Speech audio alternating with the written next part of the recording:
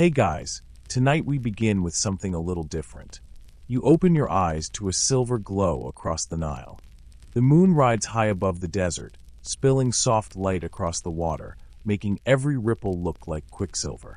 Papyrus reeds sway in the hush of the night breeze, and lotus blossoms float gently, releasing a perfume that feels both calming and faintly hypnotic. A hippo stirs somewhere in the distance with a grunt, and you realize you've stepped straight into ancient Egypt, a place where life is always on the edge of the river and the desert. You probably won't survive this. Too many crocodiles, too much heat, and honestly, way too much sand in your sandals. But that's alright, because tonight you don't need to survive, you just need to imagine. So before you get comfortable, take a moment to like the video and subscribe, but only if you genuinely enjoy what I do here. And let me know in the comments where you're tuning in from and what time it is for you. Now dim the lights, maybe turn on a fan for that soft background hum, and let's ease into tonight's journey together. The moonlight draws you along a sandy path, where the air smells faintly of Nile silt mixed with date palms. You can almost taste the humidity, thick, sweet, and faintly metallic, the way it clings to your tongue. Somewhere downriver, fishermen are hauling their nets in silence, the slap of fish tails echoing across the water. It's hypnotic, as if the river itself is whispering stories, urging you to follow. Your feet sink softly into the sand, the grains warm even at night, heat stored from the sun's blazing day. You glance up at the sky. The stars are absurdly sharp, as if someone has painted them directly onto black velvet. And overhead, the great constellations the Egyptians once charted with near-obsessive care. Orion striding, Sirius gleaming, the Milky Way flowing like the celestial mirror of the Nile itself. This is no random night, though. You're here at the cusp of invention, walking the banks of a world that is restless with creativity. Every tool, every basket, every carving is an answer to a problem. And soon, even something as ordinary as a chair will be transformed. But for now, you stop because you hear laughter. Not the laughter of modern times, but the echo of voices carried from a village nearby. A flicker of firelight betrays its location. You approach quietly. People sit around clay oil lamps, children giggle while weaving garlands of lotus petals, and elders tell stories about gods who swallowed the sun or spat it out at dawn. The warmth of their community feels timeless. One man leans on a stool made of reeds lashed together, simple, functional. Another sits on the ground, his back against a mud brick wall. And you notice something. They are comfortable, but they also seem limited. In this world of dazzling temples and extravagant crowns, people still crouch on the floor or perch on rigid stools. It's almost funny, in its contrast. Kings who believe they are gods, but no one has yet thought to invent the simple pleasure of a portable, foldable chair. Still, change is in the air. You can sense it, like the wait before a thunderstorm. Somewhere in the flickering lamplight of a craftsman's shop, wood shavings curl onto the floor. Bronze chisels tap against cedar planks, imported at enormous cost from Lebanon. Someone is dreaming, testing joints, experimenting with hinges. You don't see the chair yet, but the pieces are gathering, literally, in the hands of artisans who never stop fidgeting with possibility. The moon dips lower, and you wander further. The Nile smells stronger here, the water dark and secretive. A crocodile's head emerges briefly, its eyes glowing with the reflection of starlight. You shiver, though the night is warm. Egyptians, too, would have felt this danger. The Nile was life, but it was also menace. Which is perhaps why they built their lives balanced carefully between necessity and luxury, between survival and status.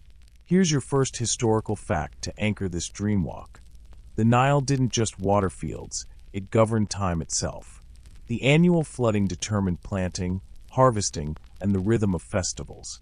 Without it, Egypt would never have become the kingdom that dazzled and terrified its neighbors. And here's your quirky tidbit. Some Egyptians smeared crocodile dung as sunscreen. Yes, really. Smelly, but apparently effective. Historians still argue whether it was purely cosmetic ritual or a practical, if pungent, form of UV protection. You keep walking, feeling the sand cool as the night deepens. The path narrows, and you come upon a shrine, a simple one, with carved hieroglyphs half vanished by time. Incense still burns faintly in a clay cup, the smoke thin and pale. You imagine a craftsman stopping here earlier that day, whispering a prayer to Ta, patron god of artisans, begging steady hands and clear eyes. He doesn't yet know that his experiments will lead to an invention that folds neatly into both daily life and eternal symbolism. Your body feels heavy now, lulled by the night sounds, frogs, distant drumming, the faint swish of palm fronds. You imagine lying back, watching the stars shift ever so slightly. The air is soft against your face, and you realize this is how the story of the folding chair begins.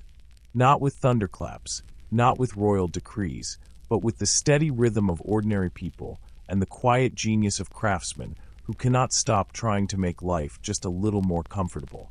The moon tilts toward the horizon. You yawn, but your mind stirs, wondering, when you wake tomorrow in this land of reeds and river, what more will you see? Perhaps the streets of a bustling city. Perhaps the careful scratching of scribes. Perhaps the gleam of gold on a throne. All of it connected, all of it building, piece by piece, toward that first chair you can fold away. The next morning rises slowly, but it hits you like a drumbeat. The sun here doesn't creep, it explodes. A flood of gold rolls over the horizon, scattering across the Nile until the whole river looks aflame. You squint, shielding your eyes, and already the air feels warmer, drier, heavier. Chickens squawk in a nearby courtyard. A donkey brays loud enough to rattle the dust from the mud brick walls, and you realize you're in the thick of everyday Egyptian life. The city wakes all at once, like someone threw open a curtain on an enormous stage. You step into a narrow street, hemmed in by plastered brick houses. Children chase each other barefoot, dodging piles of broken pottery and baskets of figs. Women balance jars of water on their heads, chatting as casually as if their necks were steel beams. The smell is, let's call it, an acquired taste. Bread baking, fish drying, goats existing, and the occasional waft of human reality, all mingling in the heat. Markets thrum with energy. You pass stalls of onions, dates, honey cakes, and little clay amulets shaped like frogs or ankhs. A man shouts the price of fresh beer brewed from barley, thick, cloudy, almost more porridge than drink. Another waves a tray of roasted duck, its skin glossy with fat. You're tempted, but you remember how quickly street food can betray a modern stomach. Better to just watch, nod politely, and keep your sandals moving. Everywhere, noise. Traders argue over the weight of grain. A potter smacks his wheel, splattering mud onto his legs. Musicians pluck lutes and pound hand drums while dancers with coal-lined eyes twirl, coins sewn into their belts jingling like wind chimes. The city doesn't so much run on schedules as it pulses to this mix of voices, scents, and motion.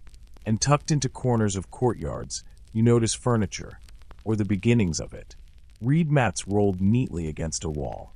Stools low and square, their cord seats sagging with age. Stone benches lining shady spots, cool to the touch. No armchairs, no cushions, nothing that screams comfort. Egyptians, at least most of them, live simply. The floor is more common than a chair. But still, there's a sense that people are restless for something better. Here's your historical fact. Ancient Egyptian homes, even for the moderately wealthy, were functional rather than lavish. Mud brick walls, flat roofs, tiny windows, and sparse furniture dominated.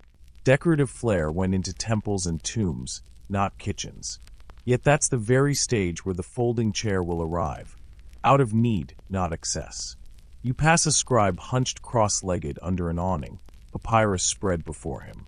His reed brush flicks with practiced rhythm, ink staining his fingers. His job: record who bought what in the market, who owes taxes, who offered prayers at the temple. And because Egyptians wrote down everything, even their furniture choices end up cataloged in neat, stubborn hieroglyphs. That's why you'll later be able to peek inside their lives without guessing too much. Still, not everything is so clear. Here's your quirky tidbit.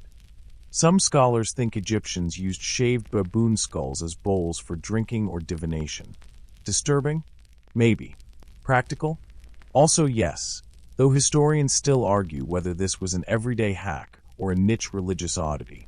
Either way, it proves Egyptians weren't squeamish about mixing the sacred and the strange.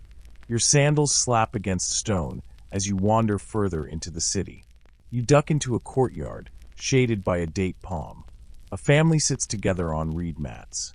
One man gnaws at a chunk of bread, another adjusts a broken stool. A child clambers onto his father's lap, clearly uninterested in rigid stools and more comfortable treating his dad as a chair. And it hits you. For all the wealth of this civilization, comfort is still fleeting. People adapt, but they haven't solved the problem of sitting with ease and dignity. At least not yet. You lean back against a wall, watching. Cats slink by, their golden eyes glinting with something halfway between curiosity and disdain. One rubs against your ankle, clearly sizing you up for scraps.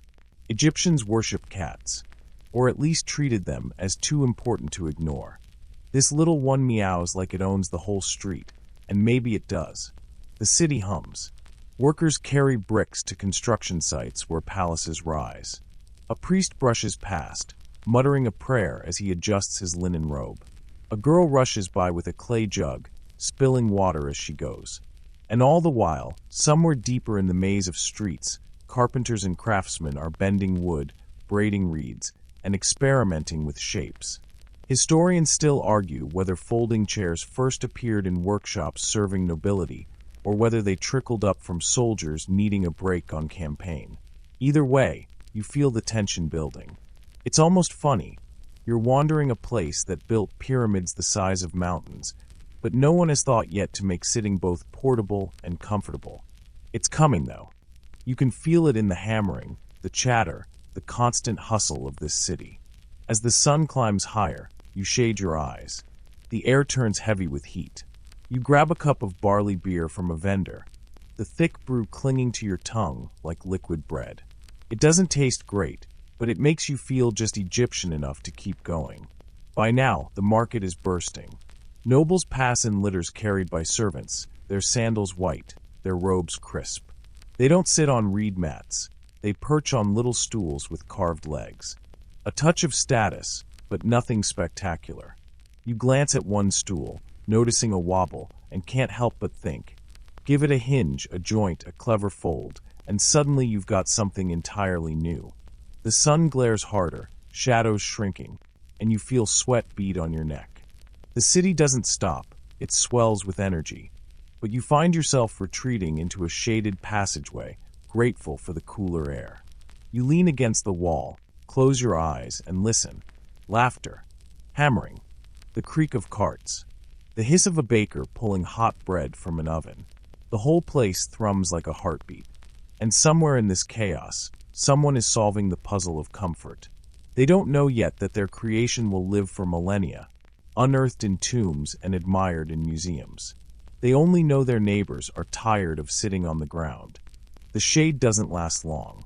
By midday, the sun has turned the city into an oven, and you decide the best escape is to follow a trickle of voices leading you toward a quieter street. Here, away from the chaos of traders and butchers, the air feels softer, dust motes glittering like tiny stars in the shafts of light. You find yourself outside a small portico, where a group of children sit cross-legged, listening intently to a man whose voice rises and falls like a flute. He's a storyteller, a scribe by the looks of his stained fingers and rolled papyrus beside him. His audience leans forward as he unfurls a sheet covered in neat, blocky hieroglyphs. He pauses dramatically, tilting his head so the children squeal in anticipation. Then he recites. The story is old, older than the city itself, about Ra sailing his sun barge across the sky, fending off a serpent of chaos every night. You can almost see the children's eyes glowing like embers as they imagine the fight. The smell of ink lingers here, pungent, earthy, made from soot and gum. The scribe dips his reed brush again, scratching new notes between lines, perhaps adding a joke or a flourish for the next telling. It's a reminder that writing in this world isn't stiff, it's alive. Egyptians used papyrus not just to tally grain or record taxes, but to preserve humor, gossip, and riddles. Here's your historical fact. Egyptians loved their jokes. One surviving papyrus includes an entire set of satirical letters mocking lazy workers and clumsy scribes, proof that sarcasm is at least 3,000 years old. The kids here laugh the same way children laugh today. Hands to their mouths, shoulders shaking, eyes wide. But there's more than laughter. In the corner, a boy sits on a stool, trying to copy the scribe's marks onto a scrap of ostraca, a broken pottery shard. He bites his lip in concentration, his brush strokes wobbly. It's a small scene, but in it lies the seed of legacy. Without these apprentices, without this culture of writing and copying, we'd never know that folding chairs even existed. The storyteller shifts. He spins a new tale now, one about a pharaoh so fat he needed 2 chairs to hold him up. The crowd erupts in giggles.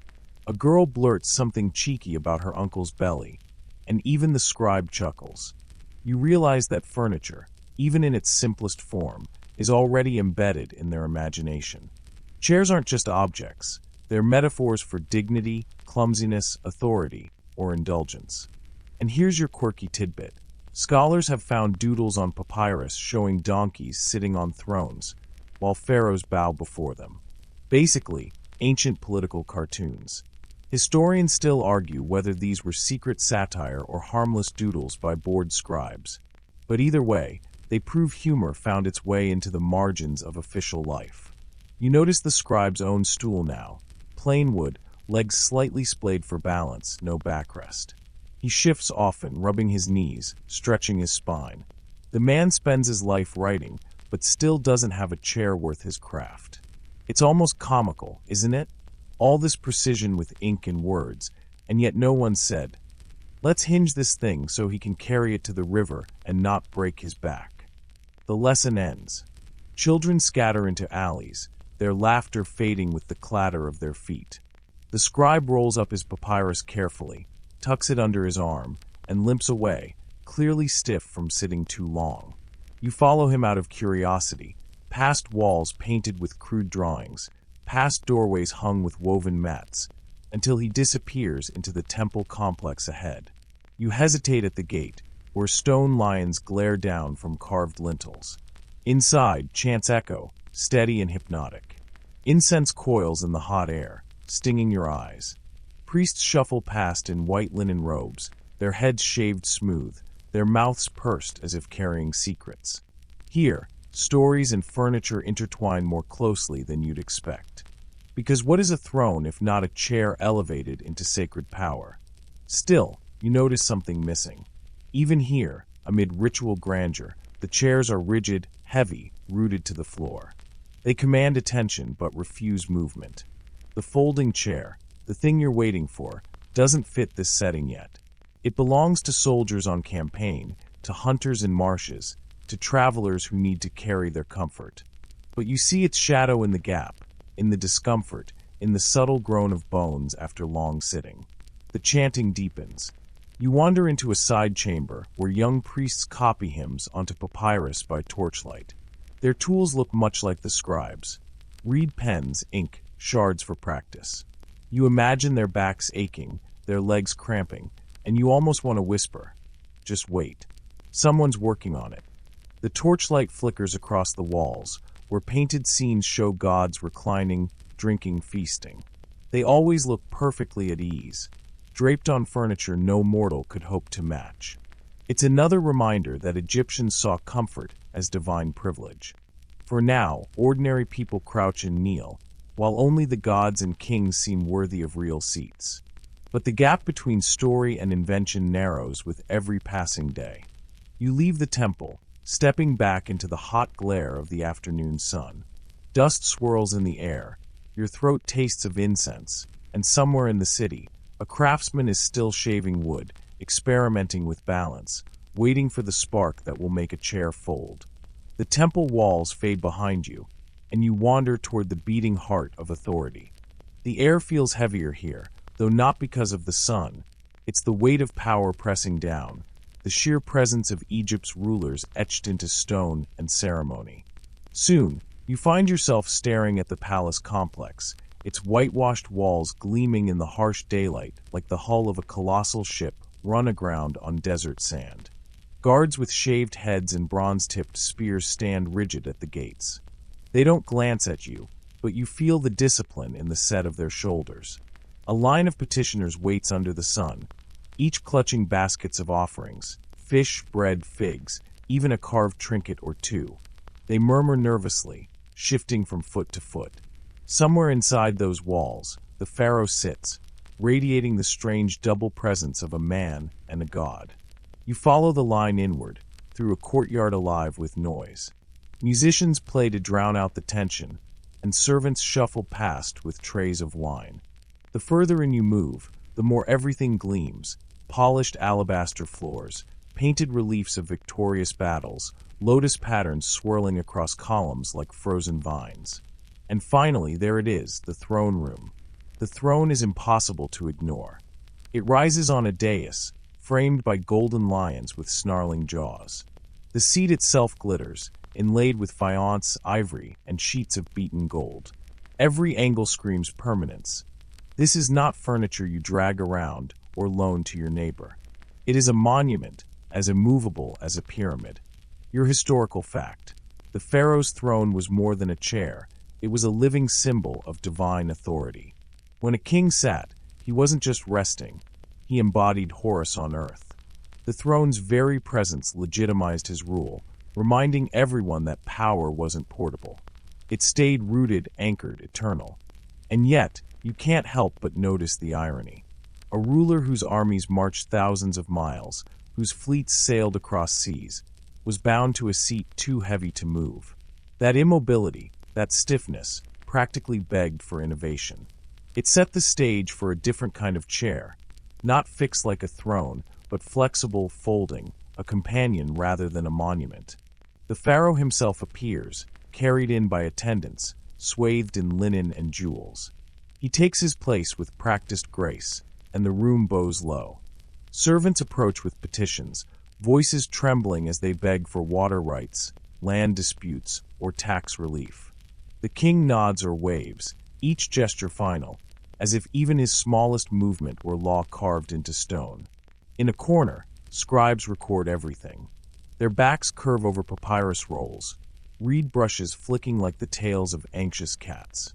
You wince as one shifts uncomfortably on his stool, grimacing at the stiffness of his legs. Even in the throne room, where gold glitters and power thrums, no one has figured out how to make sitting less of a chore. Here's your quirky tidbit. In some Egyptian festivals, the pharaoh wore absurdly tall ceremonial crowns stacked like pastry towers. They looked glorious, but were heavy and awkward. Historians still argue whether these crowns were practical for daily wear or mostly parade gear. You imagine the king slumping afterward, wishing for a chair that could adjust, fold, or travel with him so he could collapse in dignity. The ceremony drags on, the petitions stacking like bricks. The pharaoh doesn't fidget, gods don't fidget. But you can see the strain in the servants standing nearby, their knees trembling under golden trays. Comfort here is symbolic, not real. The throne radiates majesty, but offers none of the practicality of a well-made seat. You step back, away from the glitter. Outside, you pass guards leaning against the wall, their spears propped beside them. One scratches his chin, the other stretches his legs, both perched awkwardly on makeshift stools. They talk in low voices about their pay, their rations, their aching backs. You realize the story of the folding chair won't be written in throne rooms. It will be written by these ordinary bodies craving rest on the move. The palace looms behind you as you return to the streets. The weight of crowns, the immobility of thrones, the stiffness of ceremonies, all of it presses into your mind. Egypt's rulers may sit like gods, but Egypt's craftsmen are already thinking like problem solvers. The folding chair isn't just about comfort. It's about freedom, freedom from the tyranny of sitting still. You wander away from the palace and back into the steady thrum of daily life. The city hasn't slowed. If anything, the afternoon sun has pushed people toward the places where ritual fills the air. A low hum of chanting draws you closer, and soon you're climbing the worn steps of a temple, the sandstone glowing pale gold in the light. The entrance swallows you into shade. It's cooler here, but the air is thick with incense, sweet resin, sharp myrrh, a tang of burning juniper. Priests move deliberately, their shaved heads glinting, linen robes crisp as parchment. They sway in rhythm, voices weaving into a chant that's half prayer, half spell. You let the sound wash over you, a hypnotic drone that feels eternal. The walls tower on either side, painted with gods who stare down with eyes that never blink. Ra, Horus, Hathor, Isis. They float in frozen procession, holding ankhs and staffs, their sandals never touching the ground. Even the paint feels alive, still bright after centuries, colors pressed into the stone as if the gods demanded permanence. You watch as a priest approaches a small altar. He sprinkles sand, pours beer, then kneels on the hard floor. His knees must ache, but no stool awaits him. Comfort is not the point here. In the temple, posture is submission. Still, you can't help but think, wouldn't a simple folding chair change everything? Imagine a priest carrying one under his arm, popping it open between chants. Practical, yes. Sacrilegious, maybe. Here's your historical fact. Egyptian temples weren't just religious centers. They were administrative hubs, storing grain, wealth, and records. Priests weren't only holy men. They were power brokers, tax managers, even political advisors. A folding chair here wouldn't just serve comfort. It would serve negotiations and strategy. You shift your weight, realizing your own back aches just from standing. And then you notice the furniture scattered sparingly around the chamber. Offering tables carved from limestone, heavy wooden chests, a few low stools for scribes. Each piece is rigid, immovable, deliberately rooted. The idea of portability feels almost rebellious in this sacred hush. Still, the seeds are here. You spot a craftsman kneeling in the shadows, repairing a stool leg with a small bronze chisel. The stool is plain, but his hands are steady, practiced. You imagine him later, experimenting with hinges, whispering a prayer to Ptah, god of craftsmen, asking for inspiration. He doesn't know it yet, but the gods will answer. Not in thunderbolts, but in the quiet birth of a folding chair. Your quirky tidbit. Some rituals involve dancing priests wearing masks shaped like baboons, imitating the animals' screeches as they circled the altar. Historians still argue whether this was sacred mimicry or just ritual slapstick. Either way, you imagine the dancers collapsing afterward, desperate for somewhere to sit. Folding chairs would have been perfect, quick to set up, quick to vanish before the gods took offense. The chanting rises, echoing off stone walls until your ribs vibrate with the sound. The floor beneath your feet is cool, but hard as a punishment. You shift again, realizing how every bone in your body longs for relief. And suddenly, you see the connection. Temples taught Egyptians the importance of ritual posture. Stand tall, kneel low, bow deep, but those aching joints eventually pushed craftsmen to think beyond ritual, to think of rest. Outside, the air tastes cleaner, freer. You step into sunlight, blinking. Pilgrims cluster at the steps, some clutching flowers, others small clay figurines of gods. A woman adjusts her basket, sighing as she perches on a flat stone to catch her breath. A child curls up beside her. No one here seems fully comfortable. You keep walking, following the smell of roasted goose drifting from a nearby courtyard. It's a relief after the heavy incense. But in the back of your mind, the temple lingers. Its rigid thrones and hard stools, its priests kneeling endlessly. All of it underscored the same point. Egypt was ready for a chair that moved with them, not against them. The streets fade into silence as you turn toward a quarter less crowded, where the rhythm of hammers replaces the chanting of priests. You follow the sound like a trail, past narrow alleys lined with drying laundry, until the air fills with the scent of sawdust, resin, and charred wood. This is the craftsman's district, where Egypt's problem solvers carve, chisel, and sand their way into history. You step into a workshop, ducking under a lintel so low it nearly clips your head. Inside, the light is soft and dusty, shafts of sun piercing through tiny slits in the walls. A man kneels over a plank, sweat dripping onto cedar as his bronze chisel taps in precise rhythm. Shavings curl away like little spirals, piling at his feet. He pauses, wipes his forehead with the back of his hand, and squints at the joint he's cutting. Mortise and tenon, neat and snug, the same joinery that will hold Egyptian furniture together for centuries. Here's your historical fact. Egypt's craftsmen worked with limited local woods, mostly acacia, sycamore fig, and tamarisk. But their best furniture came from imported cedar and ebony, dragged across deserts or floated downriver from Lebanon and Africa. These imports were so valuable that they were counted like treasure, stored in palace inventories alongside gold and lapis lazuli. The craftsman hums softly, maybe a tune picked up from the market earlier. His apprentice, a boy no older than 10, stands nearby twisting cords of flax into rope. The smell of oil wafts from a jar, linseed or castor, used to soften wood, protect it from splitting. Every detail is careful, deliberate. Nothing in this shop is rushed. You trail your fingers along a finished stool stacked against the wall. Its seat is woven with cord, the tension humming faintly when you press it. Strong, flexible, simple. But as you settle on it, you notice the rigidity. No backrest, no give, nothing portable. Sit too long, and your legs begin to ache. The craftsman glances at you, half amused, as if he knows you're already restless. Here's your quirky tidbit. Some Egyptian craftsmen used glue made from boiled animal parts, bones, hides, even fish bladders. Sticky, smelly, but effective. Historians still argue whether they discovered it intentionally or stumbled upon it after an overcooked dinner. Either way, the glue held furniture joints tighter than nails could have managed. The apprentice giggles when you stand too quickly, brushing sawdust from your robe. He points at a new piece near the workbench, a chair in progress, its legs curved just slightly, its joints fitted with something new bronze pins, not just wood on wood. You lean closer, heart thudding. This isn't the folding chair yet, but it's a step. Metal joins with wood, and suddenly, hinges are no longer impossible. The craftsman doesn't explain.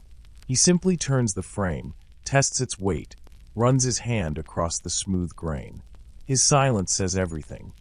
Innovation doesn't happen with fanfare. It happens in sweat, dust, and repetition. And one day soon, that repetition will produce something extraordinary. Outside, the street smells different now. Smoky fires from blacksmiths, sharp vinegar from leather tanners, sweet beeswax from candle makers. Egypt's economy hums on craft, each trade feeding the next. Woodworkers rely on bronze smiths for tools. Bronze smiths rely on traders for ore. Traders rely on boatmen for river passage. The whole system breathes like a living thing, each piece sliding into another, like the joints of a chair. You pause at a stall piled with ivory scraps, thin slices carved from tusks, ready to be inlaid into furniture legs. A vendor grins, flashing teeth stained red from chewing dates, and shows you a tiny duck-shaped carving. Decorative, yes, but soon ducks and lions will perch on folding chairs, transforming function into luxury. The hammering never stops. Even as dusk gathers, torches flicker in workshops where men refuse to put down their chisels. You hear muttered curses, sudden bursts of laughter, the occasional shriek when a hammer finds a thumb instead of a nail. Craft is noisy, messy, endless. And in the middle of it, Egypt's furniture makers edge closer to solving the puzzle of portability. Historians still argue whether the first folding chair came from a palace commission or a military order. Was it a nobleman's whim for convenience on a hunting trip, or a commander's demand for comfort on campaign? No one agrees. But as you watch this craftsman tighten a joint, you realize it doesn't matter. The chair is inevitable. The pieces are already here. Night falls, painting the street indigo. You step away, the smell of cedar clinging to your clothes, the faint sting of sawdust in your nose. Somewhere in this labyrinth of workshops, a man will carve the first folding joint, and without even knowing, he'll change how the world sits. By dawn the next day, the workshops are still alive, but your path drifts elsewhere, toward the docks. The Nile is swollen with activity, boats tethered and untethered, their sails catching the morning wind like pale wings. The air tastes of silt and tar, of fish left too long in baskets, of cedar resin seeping from cargo freshly hauled from distant shores. You've stumbled into Egypt's lifeline, trade, where luxury and necessity mingle in a constant dance. Sailors shout, hauling ropes. Porters grunt as they stagger under crates stacked with copper, wine, and exotic resins. One slips, curses, and laughs as his friend steadies him. The whole place vibrates with urgency, like a heart pumping goods instead of blood. And among the cargo you notice bundles of wood. Long planks of ebony dark as night, cedar fragrant and smooth, ivory tusks gleaming pale. These aren't native treasures. They've been dragged across deserts or ferried from foreign ports, each piece more valuable than some men's lives. Here's your historical fact. Egypt imported luxury materials from as far as sub-Saharan Africa, Nubia, and the Levant. Ebony, ivory, cedar, even leopard skins, symbols of wealth that elevated not just clothing and jewelry but also furniture. Without these imports, folding chairs wouldn't have had the durability or elegance that turned them into royal symbols. You lean against a post, watching a merchant boast about his goods. He holds up a leopard skin, spots shimmering in the sunlight, and brags how it will adorn a nobleman's chair. Another unwraps ivory rods polished so smooth they glow. You realize that furniture here isn't simply utility. It's status embodied in wood, bone, and hide. A group of soldiers lounges nearby, waiting for their cargo to be tallied. They sit on overturned crates, muttering about long marches and sore backs. One kicks at a plank of cedar and jokes, better as a bed than a board. They laugh, but you hear the undertone. These men crave comfort that travels with them. A folding chair would solve more than luxury. It would solve fatigue. Your quirky tidbit. Egyptians sometimes imported live baboons and giraffes as tribute animals. Yes, imagine leading a giraffe down a gangplank while balancing cedar logs beside it. Historians still argue whether these animals were kept for novelty, worship, or diplomatic bragging rights. Either way, the strangeness of the cargo shows just how wide Egypt's reach extended. The dockmaster records each shipment with sharp strokes of ink. You watch as he notes, ebony 2 bundles, ivory tusks 4, cedar planks 6. His assistant tallies lengths carefully, because even the scraps are valuable enough to inlay into chair legs or armrests. It's clear that wealth here isn't just gold or jewels, it's raw material for invention. You follow a porter staggering under a cedar plank, his back bent, but his grin wide. He disappears into a workshop where artisans will soon slice, polish, and join the wood into furniture that blurs function with art. In your mind's eye, you see it, a folding frame inlaid with ivory, a seat stretched with leopard hide, a chair fit for both travel and ceremony. The river gurgles, indifferent to human ambition. A fisherman nearby guts his catch, tossing entrails to cats that slink between baskets. A child splashes in the shallows, shrieking with delight as a heron takes flight.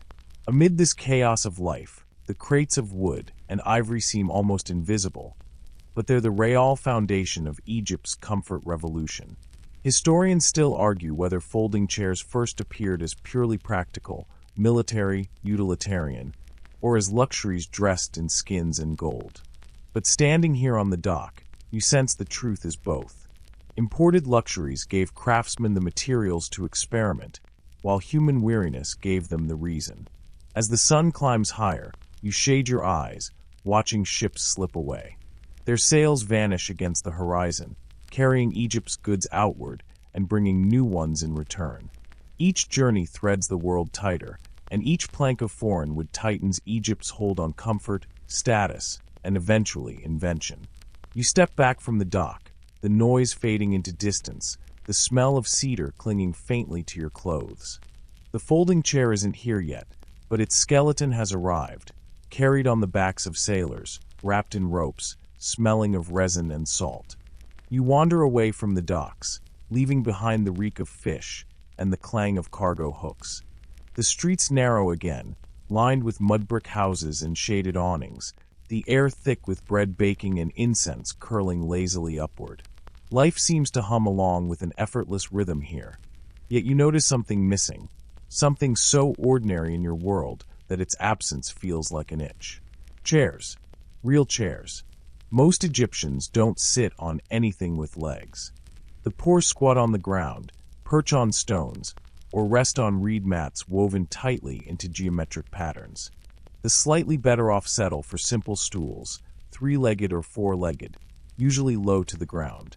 They eat cross-legged, lean against walls, and if they're lucky, stretch out on mats stuffed with papyrus reeds. Furniture isn't a necessity, it's a luxury. Here's your historical fact. Archaeologists have found that most ancient Egyptian households owned little more than beds, stools, and small tables. Comfort was relative. A raised seat, even a crude wooden stool, meant you weren't crouched in the dust. That alone was enough to set you apart. You glance through a doorway and spot a family eating their meal from bowls balanced on a short stand. The father squats while the children sprawl on mats. Only the mother sits upright on a stool, not out of custom but practicality. She's kneading dough on a low surface and needs the leverage. The stool itself is basic. Wooden frame, rope seat, legs splayed slightly for balance. It wobbles when she shifts, but she barely notices. Your quirky tidbit. Some stools doubled as headrests when flipped over. Imagine falling asleep and propping your skull on a curved wooden cradle. It sounds like a chiropractor's nightmare, but Egyptians swore by it. Historians still argue whether headrests were truly comfortable or more symbolic, meant to lift the head toward divine protection during sleep. Either way, ergonomics weren't their top concern. You keep walking. A craftsman carries a stool under his arm like it weighs nothing, probably on his way to barter for bread or beer. To him, it's both a tool and currency. Furniture can be traded just like grain. A stool here is not just for sitting. It represents labor with scarcity and status. Step into the home of someone richer, say a minor noble, and you notice the difference instantly.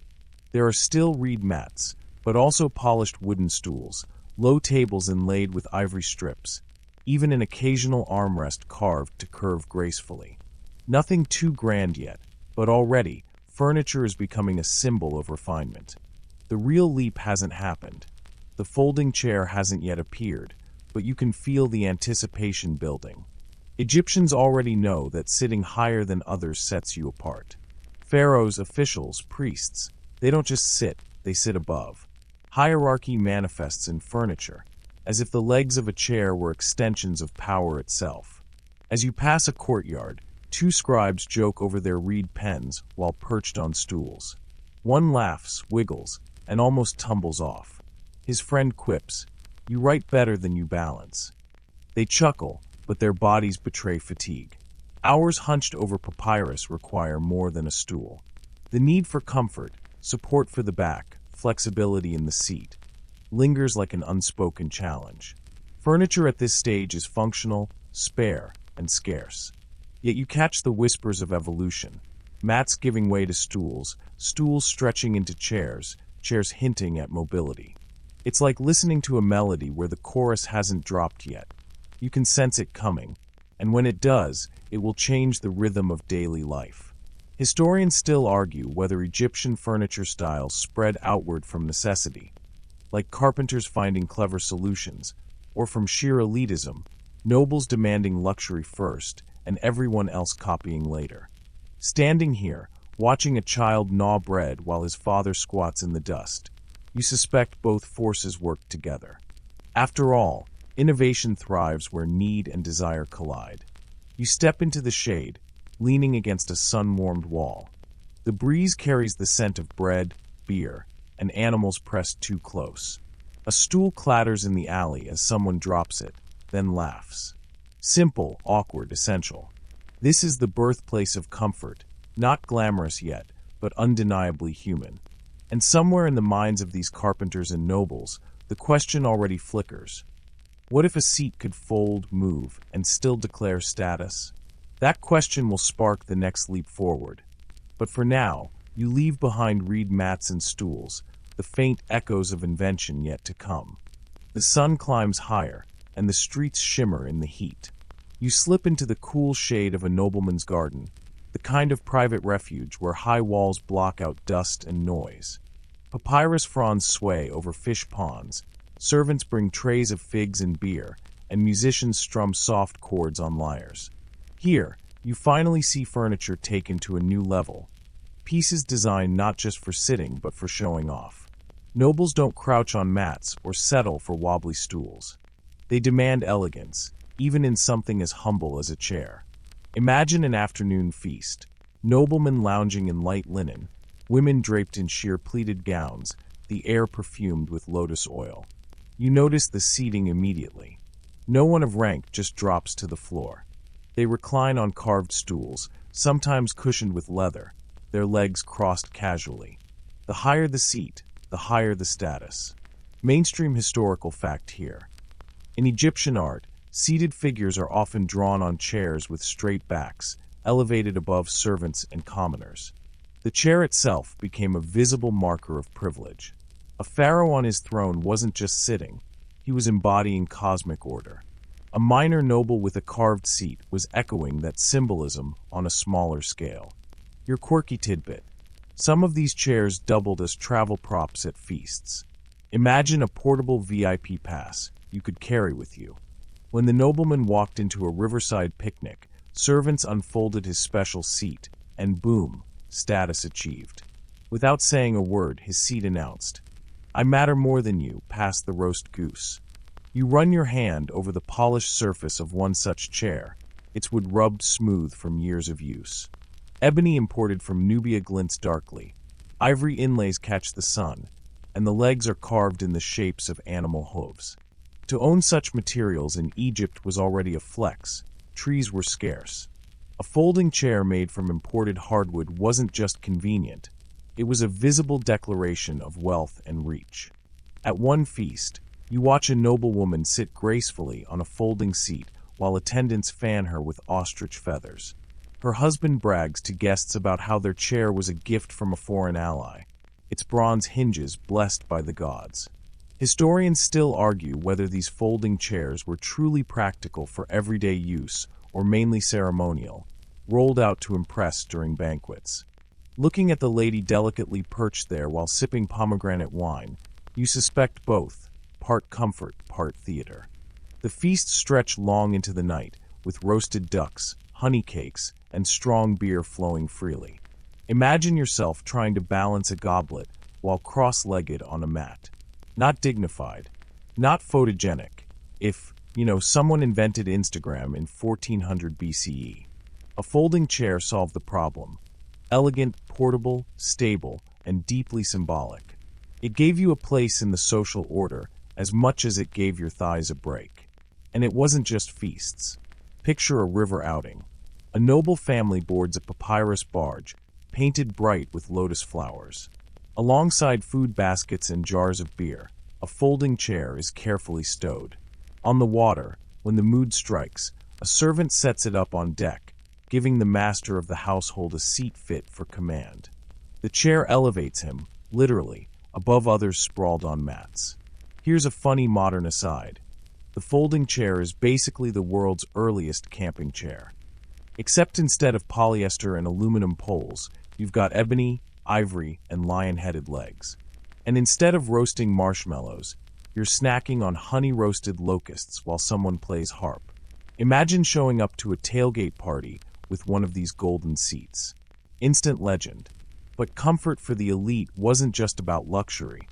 It was also about portability. In a society where power meant being seen at the right banquets, festivals, or river trips, furniture had to travel with its owner.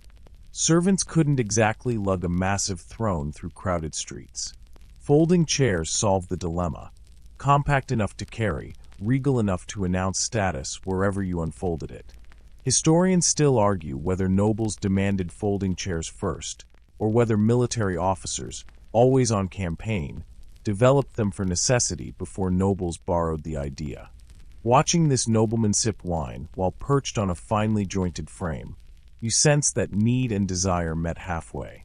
Soldiers may have sparked the design, but nobles perfected it into an art form. As night falls, torches flicker across the garden. Musicians play soft songs while dancers twirl. Guests yawn, bellies full, eyelids heavy. Servants fold up the chairs, tucking them neatly away, ready for the next feast or journey. You notice how simple it is. The frame pivots, the cords slacken, the chair collapses into a tidy bundle. It's like magic, or engineering so clever it feels magical. And as you walk back toward the streets, the contrast strikes you again. Out there, families squat on mats, sharing bread in the dust. In here, nobles fold and unfold comfort like a performance. It isn't just about sitting. It's about saying, I am elevated. And tomorrow, when armies march and hunters venture into the marshes, that little foldable throne will follow them too. You step away from the glow of garden lanterns and toward the wider sweep of Egypt's landscape. Now, instead of banquets and feasts, imagine yourself out under a hard, white sun on campaign with the army. The desert stretches flat and merciless. Soldiers march in dusty columns, and the clatter of shields mixes with the bray of donkeys hauling supplies. War is not glamorous, except, perhaps, for the officer perched on a folding chair at the edge of camp. Here, finally, the chair reveals its true double life. Not just a symbol of leisure at a feast, but a battlefield tool of command. In an army camp, rank has to be visible at all times. You can't exactly build a throne room on shifting desert sands. But set up a folding chair on a rise, and suddenly you've created an instant command post. Everyone sees who's in charge. Mainstream historical fact here. Archaeologists have found folding chairs in tombs of Egyptian generals and officials, like the beautifully preserved one in Tutankhamun's tomb, which bore military-style lion paw feet and was clearly designed to be portable. These were no ordinary camp stools. They were mobile thrones of authority. Your quirky tidbit. Sometimes, these chairs were made with rawhide slings stretched across the frame, practical, breathable, and surprisingly comfy for long strategy sessions. Think of it as the ancient Egyptian version of a mesh office chair. While soldiers sweated in the dust, officers were chilling in ergonomically clever gear, plotting the next maneuver. You imagine the scene at dusk. Soldiers huddle around smoky fires, cooking onions and lentils. Meanwhile, their commander sits above them, literally elevated by his seat. His chair is unfolded near a tent, next to maps sketched on ostraca, broken pottery shards, showing enemy positions. He doesn't need to shout to prove authority. His chair does that for him, a silent exclamation point on the battlefield hierarchy. Historians still argue whether these chairs were Egyptian inventions tailored for the military, or if they were borrowed from Nubian or Levantine neighbors. After all, folding seats have been found as far north as Denmark from roughly the same era. Did Egyptian generals adapt a foreign trick? Or did they independently develop the idea because armies everywhere share the same problem? Needing portable authority? You picture one campaign along the Sinai frontier. The army has marched for days. Sand stings eyes, lips crack, water jars run low. Soldiers slump to the ground in exhaustion. Then, with a clack of wood and a snap of cord, the general's chair is unfolded. The sight alone seems to lift morale. Men straighten their backs. The officer looks settled, unshaken, in control. You can't buy that kind of symbolism. It has to be staged. Here's a modern aside. In today's world, you know the drill. At a music festival, the VIPs get chairs while everyone else squats in the mud. Or at a press conference, the leader sits while aides hover around them standing. Humans never change. Authority always comes with a seat. The folding chair just made it mobile. As night deepens, you watch guards patrol the camp. Beyond the circle of firelight, jackals howl. The general sits cross-legged on his folding chair, one hand on his chin, pretending to study the stars while probably just trying not to nod off. Servants approach with roasted goose and a jar of beer. Soldiers glance up enviously from their thin mats. That chair isn't just comfort, it's insulation from the harshness of campaign life. But don't think folding chairs were only about war. These same portable seats often accompanied royal hunts. Imagine Pharaoh striding into the marshes with dogs and spearmen, then settling into a folding chair under a sycamore tree while servants present freshly caught ducks. The chair's role is always the same. Keep the important people off the ground, visible, dignified, apart. You test one yourself, carefully lowering onto a rawhide sling strung across ebony struts. It sways slightly but holds. The legs, carved like animal hooves, dig into the sand. A servant folds it up again with a flick, tucks it under his arm, and follows the marching column. Instant mobility. You realize, this isn't just a chair. It's a piece of psychological warfare. Wherever the officer sits, order radiates outward. Historians still argue whether rank-and-file soldiers ever used simpler versions, plain wooden stools that folded for travel. Evidence suggests it's possible, but rare. Most likely, the folding chair remained a privilege of officers, a literal and symbolic elevation. Sitting on one was both a reward and a responsibility. The weight of command pressed into the wooden frame beneath your thighs. The march continues. Dust swirls around your ankles, bronze spearheads flash in the sun. And there, always visible at the center, a folding chair marks the presence of command. Without it, the general would just be another man in linen. With it, he's untouchable. And tomorrow, when the army enters a foreign city, the chair will be unfolded again, set on the temple steps, and the officer will sit, calm and steady, as if he owns the ground beneath him. In truth, it's the chair that owns the moment. The Nile gleams under dawn light, and now you leave the dust of military campaigns behind. Instead, you follow the folding chair into the cool chambers of temples and shrines. Here, its meaning shifts again. No longer just comfort or command. The chair becomes a stage for divine proximity. Priests shuffle past in white linen, incense curls through shadowed halls, and somewhere in the sanctum a folding chair waits, not for soldiers or hunters, but for gods and kings. You tread carefully across stone floors, polished smooth by centuries of sandaled feet.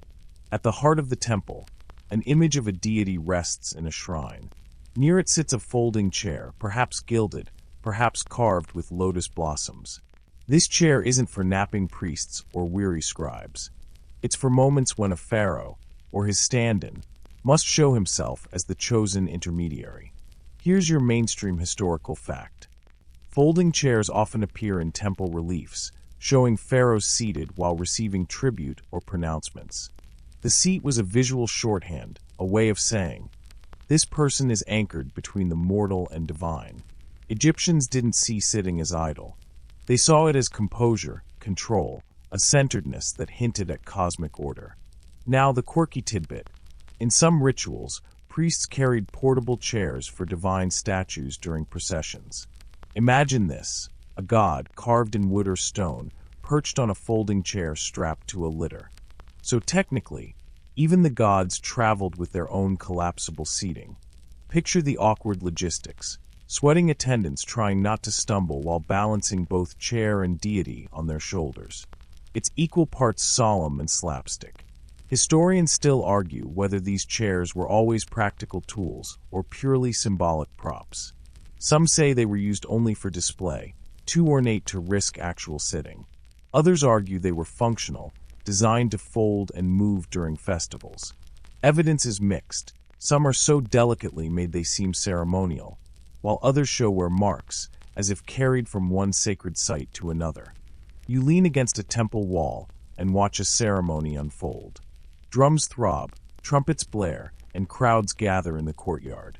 A folding chair is placed beneath a canopy of palm branches.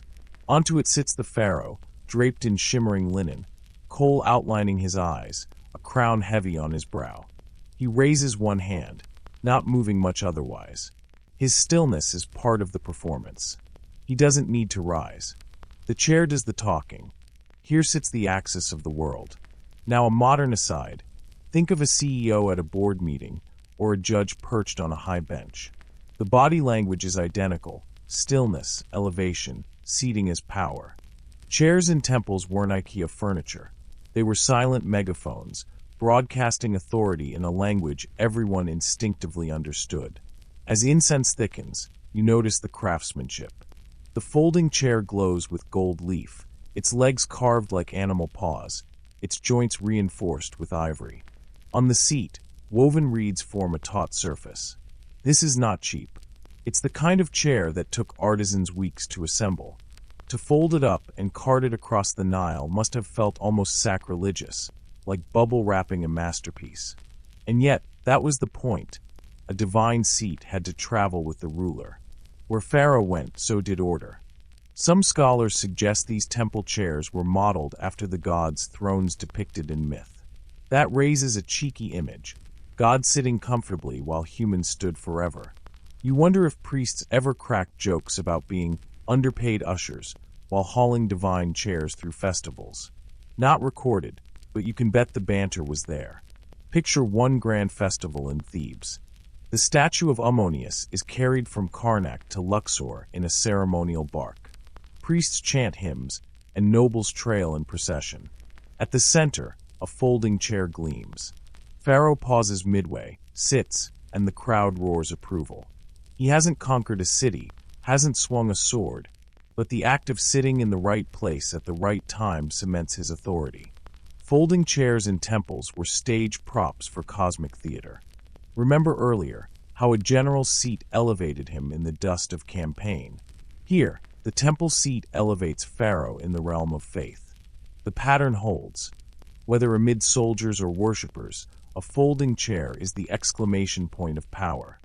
By nightfall, as torches flicker against columns carved with hieroglyphs, you watch attendants fold the chair once more. They tuck it under a canopy and carry it carefully away, like stagehands dismantling a sacred set. Tomorrow, the show will repeat, and the chair will silently remind everyone that rulers don't stand in crowds. They sit apart, anchored, untouchable. The day begins with the sun climbing over the Nile, and you wander into the workshops where the very first designs of Egyptian chairs emerged. No temples, no battlefields, no processions, just sawdust, wood shavings, and the creak of craftsmen at their benches. Folding chairs didn't appear from nowhere. They evolved from simpler, sturdier beginnings. You're about to watch the ancestors of the folding chair take shape. Straight-backed stools with woven seats, made not for pomp but for practical use. You crouch in a workshop where men sit cross-legged, carving acacia and tamarisk wood with bronze chisels. The air smells of resin and dust. On the floor lies one of the earliest designs, a low stool for legs, a woven cord seat. It's compact, functional, and surprisingly elegant. Egyptians didn't always sit on the ground. They liked elevation, even if just a foot or two off the floor. Mainstream historical fact. Evidence from Old Kingdom tombs shows that simple stools were already status markers. Common folk squatted on mats, but officials and household heads sat on chairs. A stool meant authority, even in its most unadorned form. Now a quirky tidbit. Some of these early seats had legs carved to look like animal limbs. Imagine a stool where your knees rest over what look like cow hooves or lion paws. Egyptians adored symbolism. To sit on a chair with animal legs wasn't random. It was like borrowing strength from the beast itself. Picture reclining on a stool shaped like a bull's legs after dinner. Instant macho points in ancient banter. Historians still argue whether the first true chairs in Egypt were copied from Near Eastern influences or developed independently. Some say Mesopotamian travelers introduced the idea of elevated seating. Others insist the Nile Valley had its own creative spark. The truth may be lost in wood dust, since timber decays unless entombed in desert dryness. You trace your hand along one stool's woven seat. It's tight, springy, made of palm fibers and flax cord. That tension, you realize, is the seed of portability. If you can weave a surface that holds weight without a solid plank, you're halfway to making a foldable frame. What's rigid can become flexible. Picture this scene. A nobleman hosts guests in a shaded courtyard. Servants bring out low stools and set them in neat rows. The guests recline, sip beer from clay jars, nibble on figs. Every stool is slightly different. One has simple square legs, another curves outward, another boasts animal carvings. Seating becomes a quiet competition, like neighbors today comparing their cars or their sofas. And here's a sly modern aside. You've seen folding lawn chairs at family barbecues, right? Wobbly aluminum frames, fraying canvas seats. Ancient Egypt was doing the premium version 3,000 years earlier. Imagine strutting into the afterlife with your deluxe stool, while your neighbor drags in a wobbly mat. Social status, but portable. In the workshops, you notice apprentices testing balance. They place stools on uneven ground, checking if they tip. They tighten the cords until the seat hums like a drum when tapped. No one writes instruction manuals here. They learn by repetition, by touch. Each stool has its quirks, but together they form the backbone of Egyptian furniture. Some stools evolve into high-backed chairs, with vertical supports rising behind. These straight-backed designs allow not just rest but posture. Sitting upright with your back supported sends a message. I am composed, controlled, authoritative.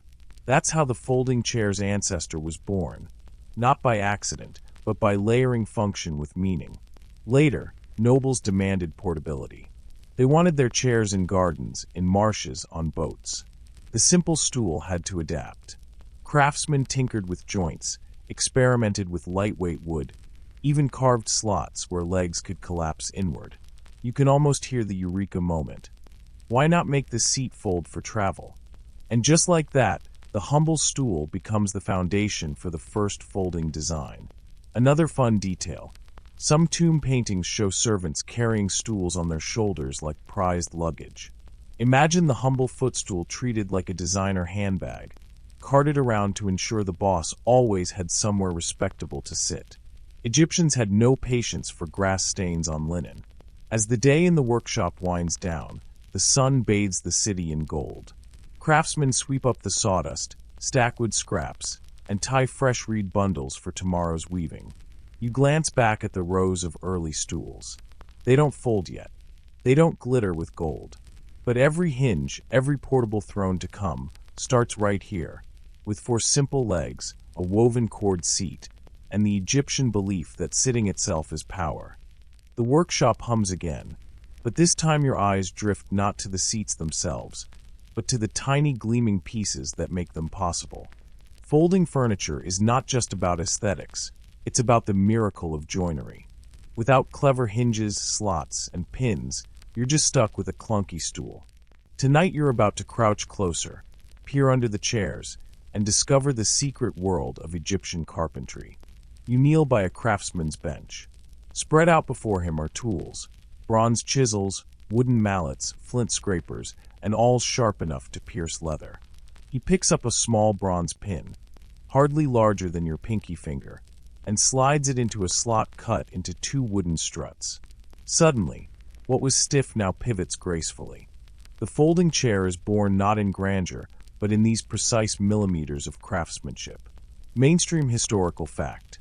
Egyptians were masters of mortise and tenon joinery. That's the system where one carved piece of wood, the tenon, fits snugly into a hole or slot, the mortise. Archaeologists have found examples over 3,500 years old, still solid. Glue made from animal hide was sometimes added, but in folding chairs, mobility was king, so bronze pins and rawhide lashings often did the work. Now for the quirky tidbit. Ancient carpenters sometimes reinforced joints with strips of catgut. Yes, cat intestines, dried and twisted into cord. Flexible, durable, and just a little gross. Imagine explaining to your guest, "Please don't lean too hard on that chair. It's tied together with cat guts." Nothing says luxury quite like sitting on the product of yesterday's household pet. Historians still argue whether the folding chair was a deliberate invention of portability or an accidental result of repairing broken stools. One theory goes, maybe a stool leg snapped, a carpenter added a hinge so it could still be used, and someone realized, wait, this is brilliant. Like the discovery of penicillin, but with more splinters. The scene around you is a sensory orchestra. Tap-tap of mallets. The resinous smell of cedar imported from Lebanon. The squeak of cords pulled tight. Apprentices pass strips of rawhide, soak them in water, and lash them around joints. As the cords dry, they shrink, tightening the frame like a vise. The chair becomes more than wood. It becomes a collaboration of material science and ingenuity. One craftsman demonstrates the hinge. He folds the seat flat, slides it under his arm, and grins at you. For a moment you see it, the freedom to carry comfort anywhere. Imagine lugging an ordinary bench across the Nile marshes. Clumsy, heavy, a nightmare. But a chair that collapses? That's convenience thousands of years before IKEA flat packs. Let's throw in a modern aside. You know the satisfying click of snapping open a camping chair? That was their ta-da moment too. Except theirs didn't collapse awkwardly and pinch your fingers. Well, probably. Although I bet some poor apprentice once got his thumb trapped in a wooden hinge and spent the rest of the day sulking like he'd lost a video game. The joinery itself is art. Look closely, and you'll notice some mortises shaped like dovetails, locking the wood against pulling forces. Others are pegged with dowels so precise that centuries later, archaeologists still struggle to separate them. And yes, they sanded edges smooth with sandstone blocks, because nothing ruins royal leisure faster than a splintered backside. In another corner, a carpenter experiments with bronze fittings. Hinges, pins, clasps, all hammered from precious metal. They gleam under the torchlight, proof that even the smallest part of a folding chair could radiate wealth. Think of it, a golden hinge, unseen under the seat, serving no one but the gods of craftsmanship. Egyptians believed that perfection in detail mattered, even in places no guest would ever peek. One peculiar design stands out. A chair whose legs curve like the bows of a ship, connected with bronze pivots. It folds inward, collapses neatly, then expands with a flick. It looks strangely modern, like something you'd expect in a trendy loft apartment. You almost expect a designer label stamped on the side. Tutankhamun Originals, 1323 BCE.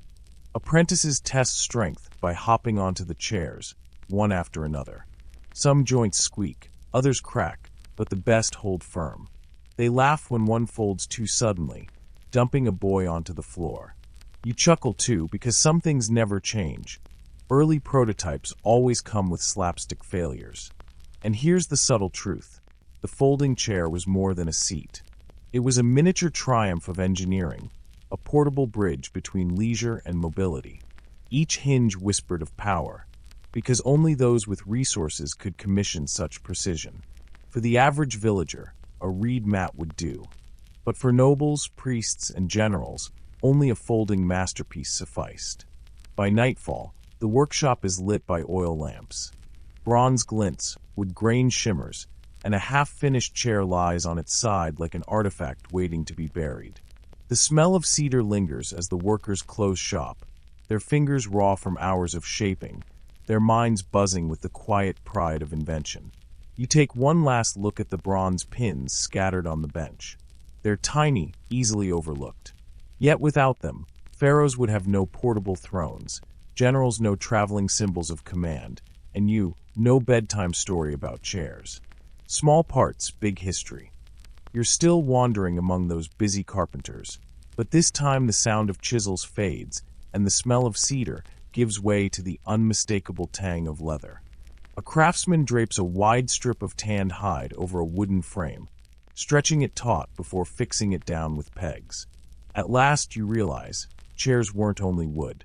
They were dressed, padded, and decorated like people. The Egyptians loved mixing textures. Some seats were bare wood, polished until they gleamed. Others, especially folding chairs for the elite, boasted leather seats, woven linen straps, or even padded cushions stuffed with reeds. Picture a pharaoh plopping down after a long day of divine ruling. You think he'd risk a sore backside on raw timber? Not likely. Mainstream historical fact. Archaeological finds show folding chairs with leather thongs woven across the frame, forming a flexible seat. Think of it like an ancient lawn chair, supportive, airy, and surprisingly durable. When archaeologists lifted Tutankhamun's folding chair from his tomb, the wood was brittle, but traces of leather weaving still clung to it. The quirky tidbit? Some of those leather thongs were dyed bright colors. Reds, yellows, even a greenish tint that must have looked wildly flashy under Egyptian sunlight.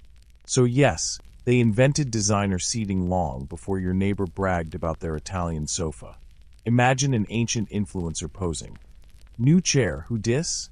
Historians still argue whether cushions were common or rare luxuries. Some insist that woven leather was comfortable enough. Others claim that linen-stuffed pads must have existed, though they've rarely survived. After all, fabric decays quickly in the Egyptian climate unless perfectly sealed. You can almost hear the scholars muttering. We know they had pillows. Why not chair cushions? Then another voice counters. Because ancient people were tougher than us snowflakes. Let's take a closer look at decoration. Folding chairs weren't just practical. They were canvases for creativity. Craftsmen painted the wooden frames with geometric designs or inlaid ivory slivers that gleamed against dark ebony. Sometimes they even glued thin sheets of gold leaf onto the arms, so that when light struck, the seat shimmered like a portable sun. You run your fingers over one painted surface. It's cool and smooth, but your nails snag slightly on the grooves where blue pigment fills carved lotus flowers. Blue, in Egypt, wasn't just pretty, it symbolized the Nile, rebirth, eternity. Imagine parking yourself on that symbolism every time you sat down. No pressure. Another chair nearby surprises you. Its leather seat isn't plain but embossed with patterns. Spirals, zigzags, hunting scenes pressed into the hide with heated tools. You can almost hear the craftsman muttering. If my boss wants a chair, he's going to get a story with it. And then comes the embroidery. Yes, folding chairs sometimes had textile coverings stitched with colored thread. They might not have lasted millennia, but references hint at them. Picture a general rolling out his chair in camp. Fold, snap, sit, and the fabric gleams with scarabs, falcons, or hieroglyphs declaring his name. That's not just furniture. That's branding. Modern aside, think about office chairs today. You can buy mesh-backed models for breathability, cushioned ones for support, or ridiculously ornate gaming thrones with LED lights. Egyptians were already playing the same game: comfort, function, and pure flex. Except their chairs were more likely to collapse under the desert sun than recline smoothly. The workshop grows noisier as apprentices hammer copper studs into leather seats, securing them tight. The metallic clink echoes, a reminder that fashion always demands labor. One boy carefully laces strips of red-dyed hide in a crisscross, creating a seat that looks more like a luxury sandal than furniture. Another brushes beeswax onto finished wood, releasing a honey-sweet aroma. You lean back carefully so as not to break the illusion, and imagine the sensation. The leather flexes under you, not too soft, not too stiff. The polished wood arms feel warm in the heat. The painted lotus glows faintly in the lamplight. For a second, you're not a time traveler at all. You're an Egyptian noble, luxuriating in your folding throne. And here's the twist. Folding chairs were portable, yes, but their decorations sometimes made them impractical to drag through mud. Can you see a soldier lugging a gold-inlaid seat over a battlefield? It's like bringing a silk sofa to a camping trip. Yet people did. Status outweighed sense. If you had a folding chair and it glittered like the sun, you carried it anyway. By the end of the evening, the workshop is a riot of textures. The sheen of ebony, the supple stretch of leather, the sharp scent of dye. Chairs lean against walls, each different. One glowing with gold leaf, another woven with red hide, a third carved with lotus petals. All waiting to cradle someone important. You step back, blinking. These aren't just objects. They're statements. Each chair says, I matter enough to sit differently than you. And every fold, every hinge, every splash of color turns a simple act, resting, into a performance of power. The smell of leather fades as your path bends toward a busier scene, this time outside the palace walls. Sunlight glints on copper helmets, and dust swirls around marching feet. You find yourself in a military encampment, where tents flap in the hot breeze and soldiers sharpen blades or gulp down water from ceramic jugs. But look closer. In the midst of this hard, gritty life, folding chairs have followed the army too. A captain strides forward, barking orders. His chair is carried behind him, neatly folded, by a younger attendant who looks less like a soldier and more like a valet. When the captain stops, the boy flicks the frame open, and within seconds the officer drops onto the seat. Even in the middle of a sandy wasteland, authority demands comfort. Mainstream historical fact. Folding stools and chairs were indeed used by Egyptian military officers during campaigns. Archaeological depictions on tomb walls show commanders sitting in portable seats while scribes recorded troop numbers or delivered messages. These chairs were symbols as much as tools. They reminded everyone present that, yes, hierarchy matters even in a tent. The quirky tidbit? Some of these chairs were decorated with hunting scenes rather than battlefield motifs. Imagine that you're deep in campaign territory, and your commanding officer plops down on a seat illustrated with antelope being speared. Is it comfort, or a not-so-subtle reminder that you're prey if you don't obey? Historians still argue whether folding chairs were standard military issue or limited to the highest ranks. Did every mid-level officer get one, or only the cream of the crop? Some scholars insist only generals carried such luxury. Others point to wall paintings suggesting that even scribes, those precious record keepers, were given stools so they could write without crouching in the dust. The camp is a spectacle of contrast. Soldiers sleep on mats laid directly on sand, while their leaders perch on neatly decorated folding chairs, elevated not just physically but socially. You can almost hear the grumbles. Of course the boss gets a chair while we get rocks in our spines. Some things you realize never change. You watch a meeting unfold. A general leans back in his ebony and leather chair. A scribe squats beside him jotting down troop tallies on papyrus. Messengers hurry in with reports. The chair itself becomes a stage prop, the physical reminder of command. Without it, he might look like just another tired man in armor. With it, he's authority incarnate. Modern aside, picture corporate life. The CEO strolls into a meeting, sits in a big, cushioned leather chair, while everyone else settles into those squeaky plastic ones. The Egyptian general had exactly that energy, centuries earlier, just with more sand in his sandals. The camp bustles with noise, horses whinnying, fires crackling, soldiers laughing nervously.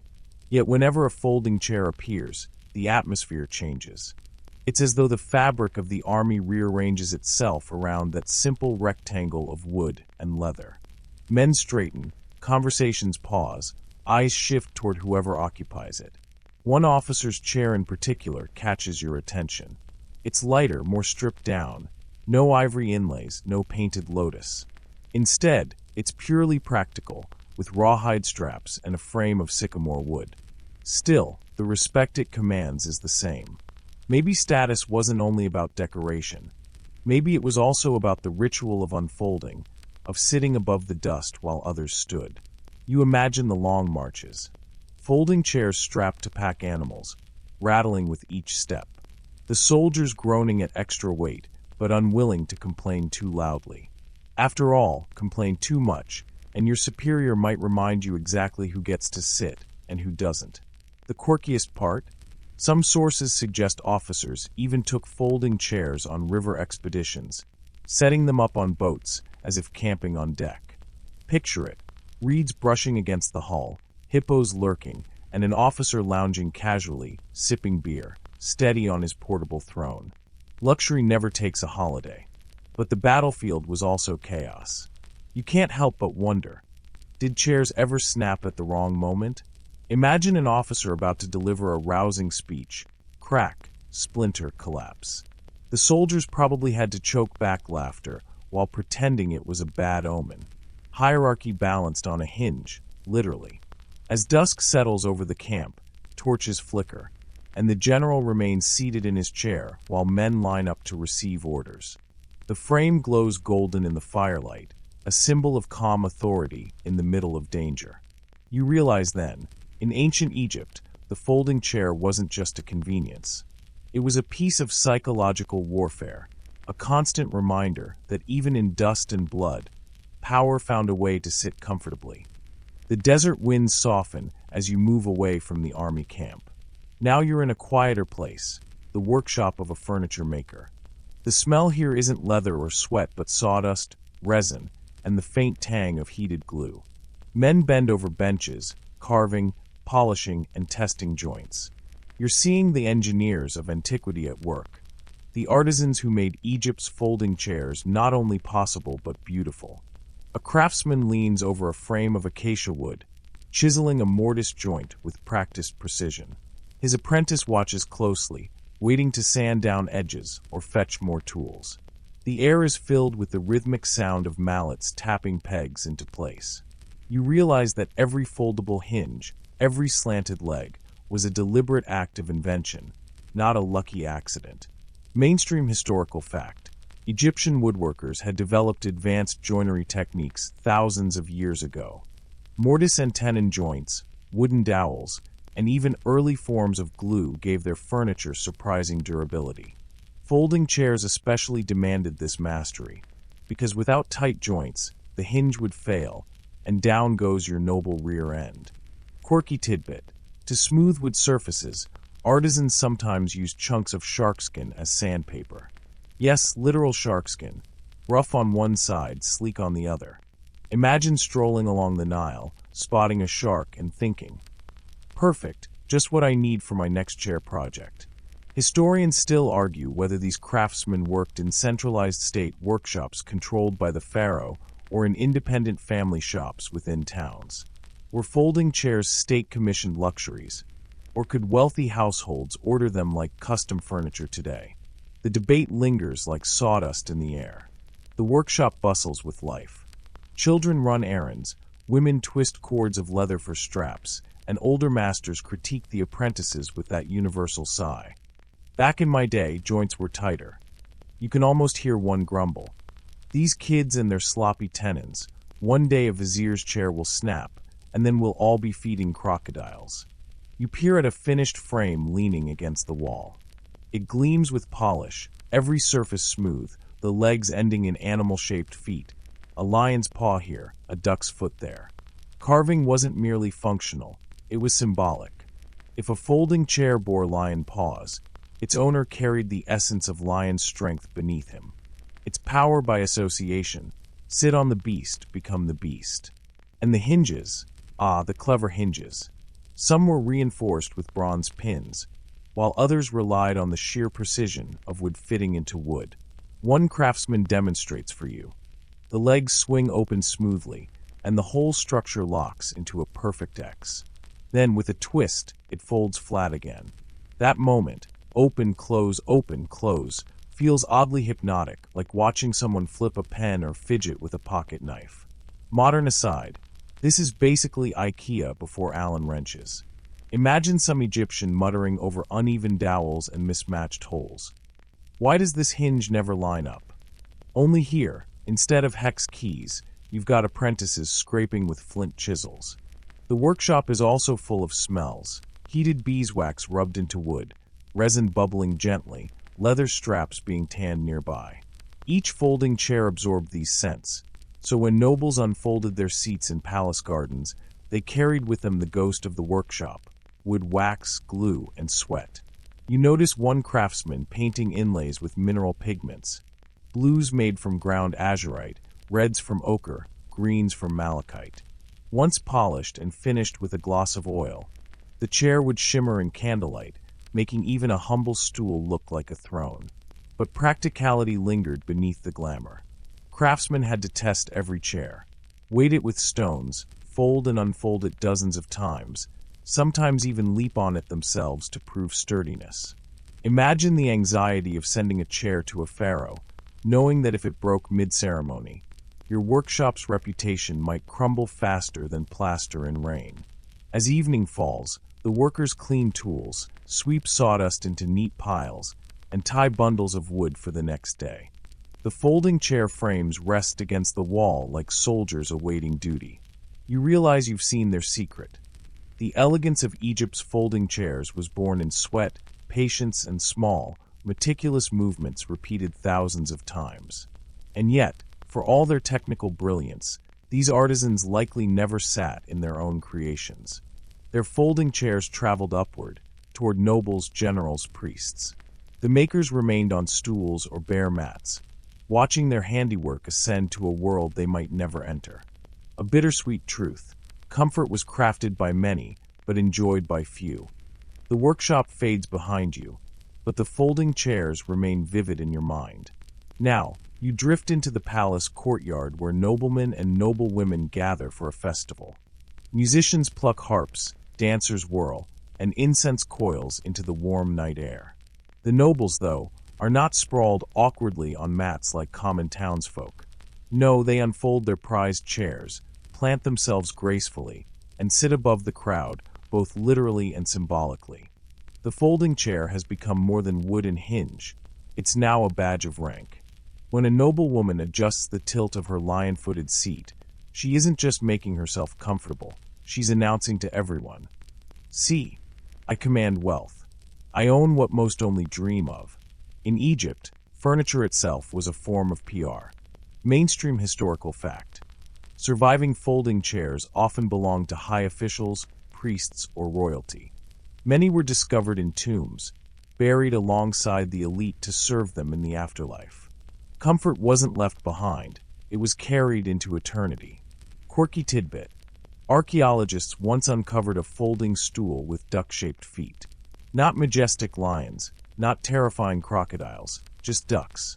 Imagine strutting into a grand palace, unfolding your duck chair, and announcing, "Yes, behold my noble waterfowl authority."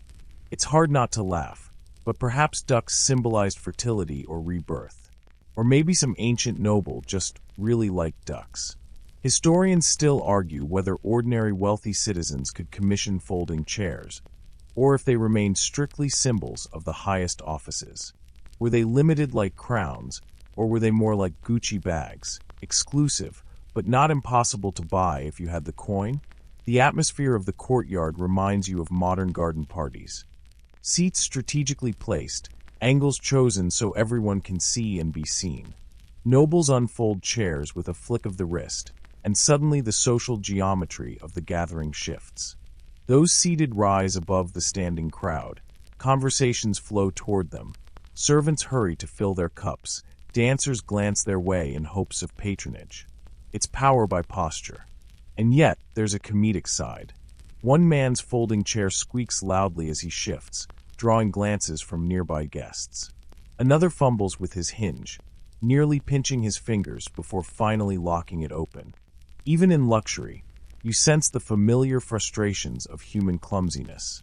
Ancient prestige didn't erase awkward moments, it just dressed them in gold. You lean closer to one chair and notice something striking. The inlays of ivory shimmer in the firelight, glowing almost eerily white. Ivory, imported from Nubia or beyond, carried a weight of status and danger. Owning a chair with ivory details was like owning an exotic car. It whispered of wealth, connections, and faraway ventures. Servants stand nearby, never sitting, always watching. For them, the folding chairs are like forbidden thrones. You can feel their envy, though none would dare show it. They hold trays, fan their masters, and perhaps secretly imagine what it would be like to sink into such comfort, even for a minute. You can't help but notice how deliberate the positioning of chairs is. No noble would sit randomly. The closer your folding chair is to the center, the higher your rank. Placement matters as much as possession. It's a silent seating chart that broadcasts Egypt's rigid social hierarchy. The musicians pluck their harps again, and a noble adjusts the cushion beneath her. Yes, cushions, because why stop at foldable wood when you can add padded luxury? Stuffed with papyrus fibers or even down feathers, cushions soften the experience further. You can almost hear a noble sigh with delight as she settles in, thinking, "Now this is living." A modern aside sneaks in. Isn't it wild how humans still obsess over the chair game? Office chairs with lumbar support, first-class airline seats, gaming thrones with cup holders, all chasing the same dream of sitting in comfort while looking important. Egyptians were simply the pioneers of the "my seat proves my worth" philosophy. As the festival continues, the folding chairs glow with gold leaf, ivory, and polished wood. They're not just furniture. They're stage props in a performance of wealth and influence. You realize the chair is doing the talking for its owner, louder than any words could. But you also sense fragility. A folding chair, no matter how splendid, is still mortal wood. Heat, humidity, careless movement, all could weaken it. You imagine the embarrassment of a high priest chair collapsing mid-ceremony, robes flailing, sandals in the air. It's almost too delicious a thought, though likely the craftsman tested them carefully to avoid such public disasters. The night deepens. Torches flicker, wine flows, laughter rises. And through it all, the folding chairs remain steady islands of privilege, elevating their owners, stabilizing their reputations, and silently whispering, "Not everyone gets to sit like this." The festival fades into the night, but the power of folding chairs lingers in your mind. Now, imagine yourself stepping into the heart of royal processions, those grand parades where Pharaoh himself moves through the streets like a living god. Trumpets blast, banners flutter, soldiers march in perfect rhythm. But look closely. Tucked amid the golden litters and waving fans, you'll find folding chairs being carried, ready to be set down the instant a dignitary wishes to rest. Here, the chair transforms yet again. It's no longer just a private seat in a courtyard. It becomes a mobile throne, a portable stage for authority. When a vizier stops during the procession, servants quickly unfold his gilded chair. The act itself is a performance. The chair snaps open, the noble lowers himself, and instantly the crowd recognizes his importance. He doesn't have to shout orders. The chair shouts for him. Mainstream historical fact.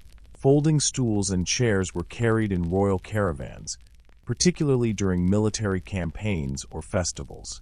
They provided not only comfort, but also a visual symbol of status wherever the leader traveled. Mobility did not mean sacrificing dignity. Quirky tidbit. Some folding chairs even had leather seats instead of solid wood. Imagine ancient Egyptians inventing the first version of the camping chair. Except instead of polyester fabric from Walmart, it was sleek animal hide, carefully stitched, and stretched across a carved wooden frame. That's right, your backyard barbecue gear has roots in Pharaoh's entourage. Historians still argue whether the folding chair originated more as a military tool, allowing generals and scribes to sit on campaign, or as a ceremonial symbol that gradually trickled into other settings.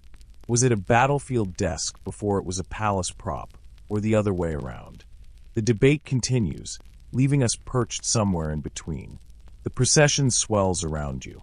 Children on rooftops crane their necks, women toss flowers, priests chant hymns. Servants scurry, unfolding and refolding chairs with the precision of stagehands. The wood gleams under the desert sun, gold catching the light so brilliantly that the chair seems alive. Pharaoh himself is carried on a throne-like litter, but even beside his grandeur, the folding chair maintains a curious authority. It's a reminder that even the mightiest rulers need to sit sometimes, and when they do, they won't settle for anything less than artistry. You notice the choreography of it all. A noble doesn't just plop into a chair, he glides. He arranges his robes so they spill elegantly. He places his hands on the carved arms, letting the crowd see the inlays of ivory. Then he sits perfectly erect, as though the chair were part of his body. You realize the folding chair isn't just functional, it teaches posture. It demands poise. You don't slouch in a seat carved with lions. You embody its majesty. And yet, the comedy sneaks in. You watch one official's servant fumble with the hinge, struggling to open the chair smoothly. For a moment, it wobbles, nearly collapsing. The noble scowls, the servant sweats, and the crowd hides giggles behind their hands. It's the ancient equivalent of a mic stand falling over during a concert. Small, human, embarrassing. A whiff of roasted meat drifts by, reminding you that processions were more than solemn duty. They were festivals, full of food stalls, trinkets, and entertainments. Imagine trying to balance a grilled skewer while also keeping your folding chair steady. Yes, even in ancient times, multitasking was messy. As you watch, one priest unfolds a chair so ornately decorated it looks like a puzzle box of wood and gold. He settles in, adjusts the folds of his linen kilt, and begins scribbling notes on a papyrus roll. The chair becomes his office, right in the middle of the festival. It's the original laptop cafe moment, minus the Wi-Fi.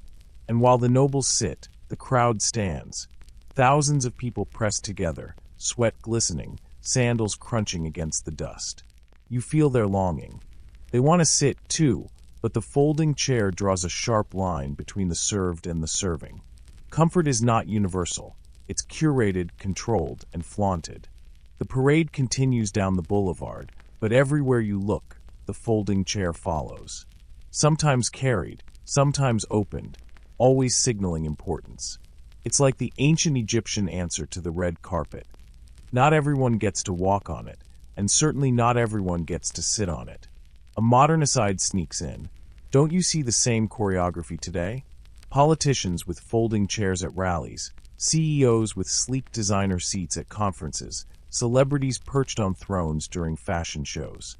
The seat is never just a seat, it's a stage for authority. The Egyptians just perfected the trick thousands of years ago. The day wanes. Torches replace sunlight. The last nobles are carried back to their estates, their folding chairs packed carefully, wrapped in cloth, and stored in chests. The crowds disperse, feet dragging, spines aching, dreams of seats dancing in their heads. And you, drifting with them, realize just how radical the folding chair is. It makes power portable. It makes luxury mobile. It allows someone to carry prestige into any corner of Egypt, like a traveling crown. And tonight, in your mind's eye, you can still hear the hinges snapping open and shut, like applause, like command, like history unfolding with every seat. The roar of the procession fades, but the chair refuses to vanish. It lingers like an echo in your mind as you wander deeper into the world of ancient Egypt. Now, instead of festivals, your feet take you into the desert, to military encampments, where armies stretch across the sand like chess pieces scattered on a massive board. The heat beats down. The clang of bronze weapons, the shouts of soldiers, the smell of sweat and horsehair, all of it swirls around you.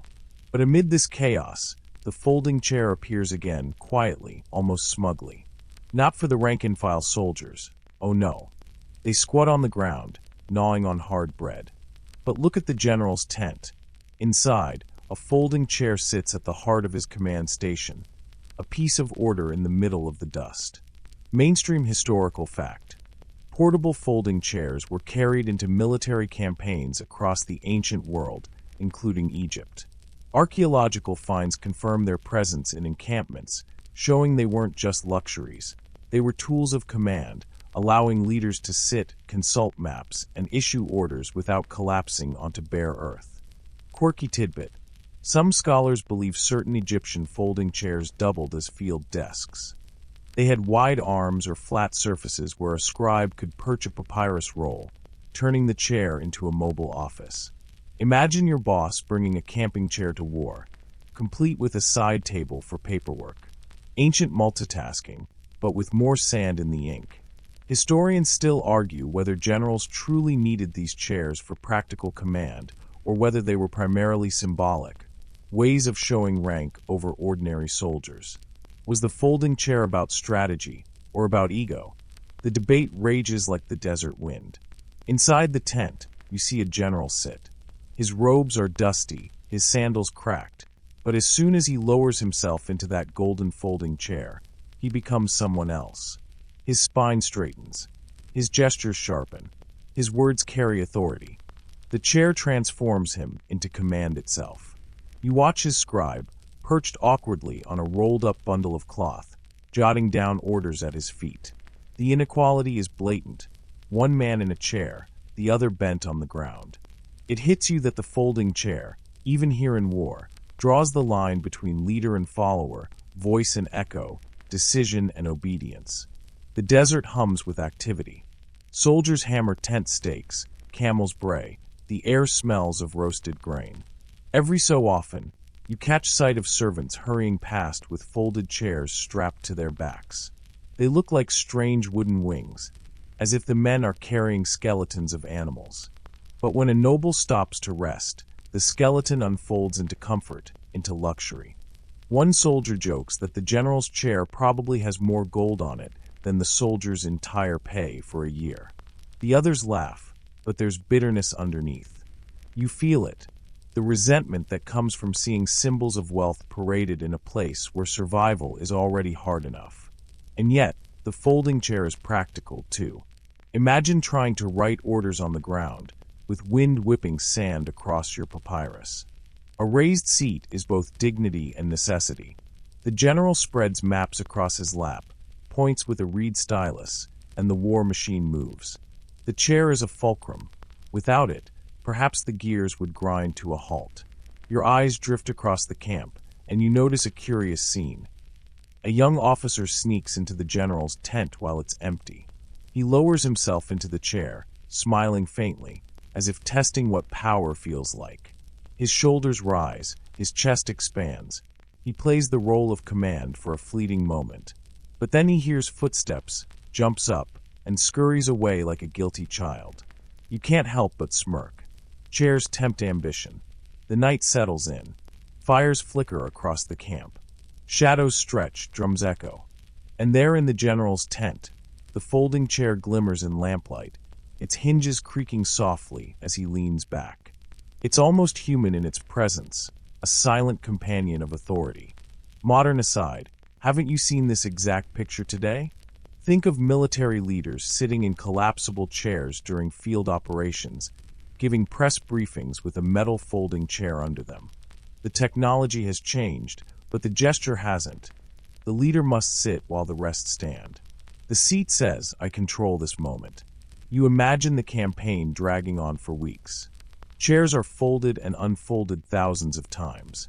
Dust works its way into the hinges.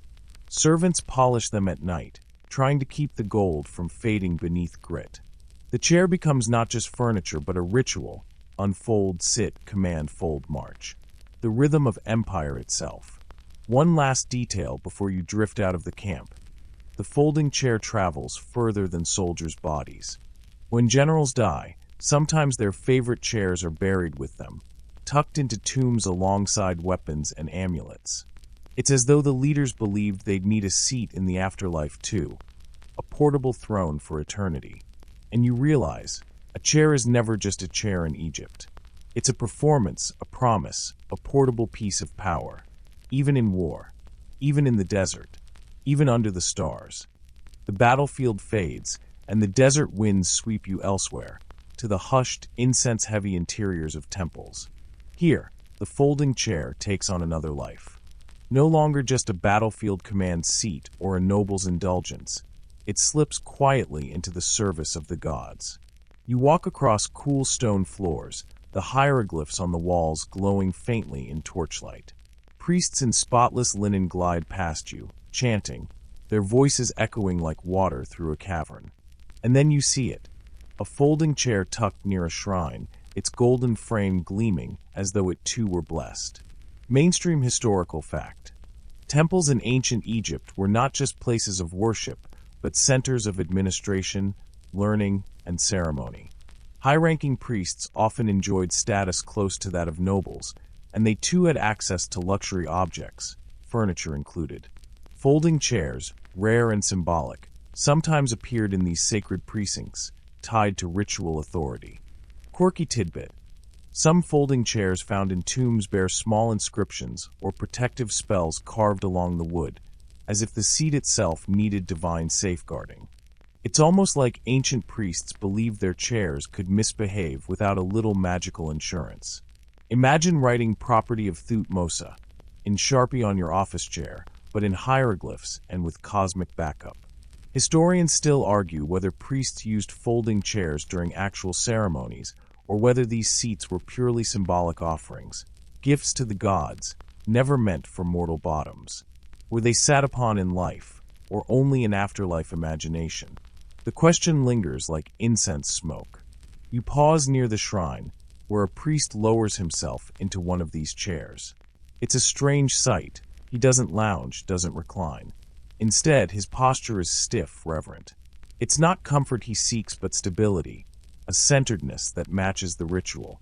The chair becomes a tool for stillness, for holding the body steady while prayers flow. The smell of myrrh thickens. Candles sputter. The priest chants, his voice rising and falling. His hands rest on the polished arms of the chair, fingers tracing the carved lotus blossoms. And you realize the folding chair isn't just furniture here. It's a boundary, a small island where mortal flesh meets divine presence. Nearby, apprentices sit cross-legged on the floor, scribbling notes on shards of pottery. They glance enviously at their teacher's elevated seat. To them, the chair is more than a cushion. It is status, knowledge, closeness to the gods. And you can't help but think of every classroom where the teacher sits in comfort while the students wiggle on hard benches. Same story, different millennium. The temple air vibrates with sacred energy. Statues of deities watch in silence, their stone eyes unblinking. And in the midst of it all, the folding chair stands out like a paradox. Something humble, collapsible, practical, yet draped in holiness. As you wander deeper, you glimpse another scene, a ritual involving offerings. Fruits, bread, and beer are laid at the feet of the gods. And there, beside the altar, a folded chair leans against the wall, unused but present, as though waiting for a divine guest to arrive. You almost expect a god to slip down from the statue and take a seat, resting before accepting the gifts. Modern aside, you've seen this exact image in churches or temples today.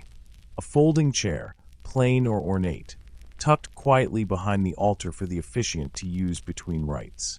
Sometimes the furniture is invisible, yet it shapes the flow of ceremony. Humanity never quite outgrows its practical needs, even in the presence of the sacred. The priests begin a procession, carrying the god's statue on a gilded litter. They move slowly, rhythmically, swaying under the weight. And you notice, when they set the litter down for a pause, one of the attendants quickly unfolds a chair for the high priest to rest on. The moment is fleeting, practical, but it strikes you.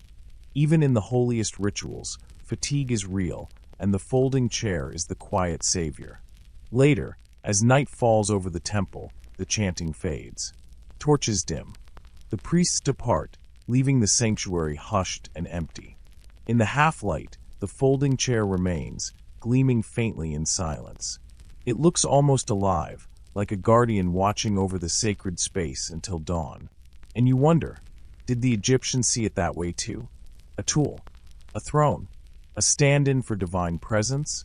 Maybe all of the above. The chair refuses to stay just one thing. Like the gods themselves, it holds multiple roles at once. The temple doors close with a heavy thud.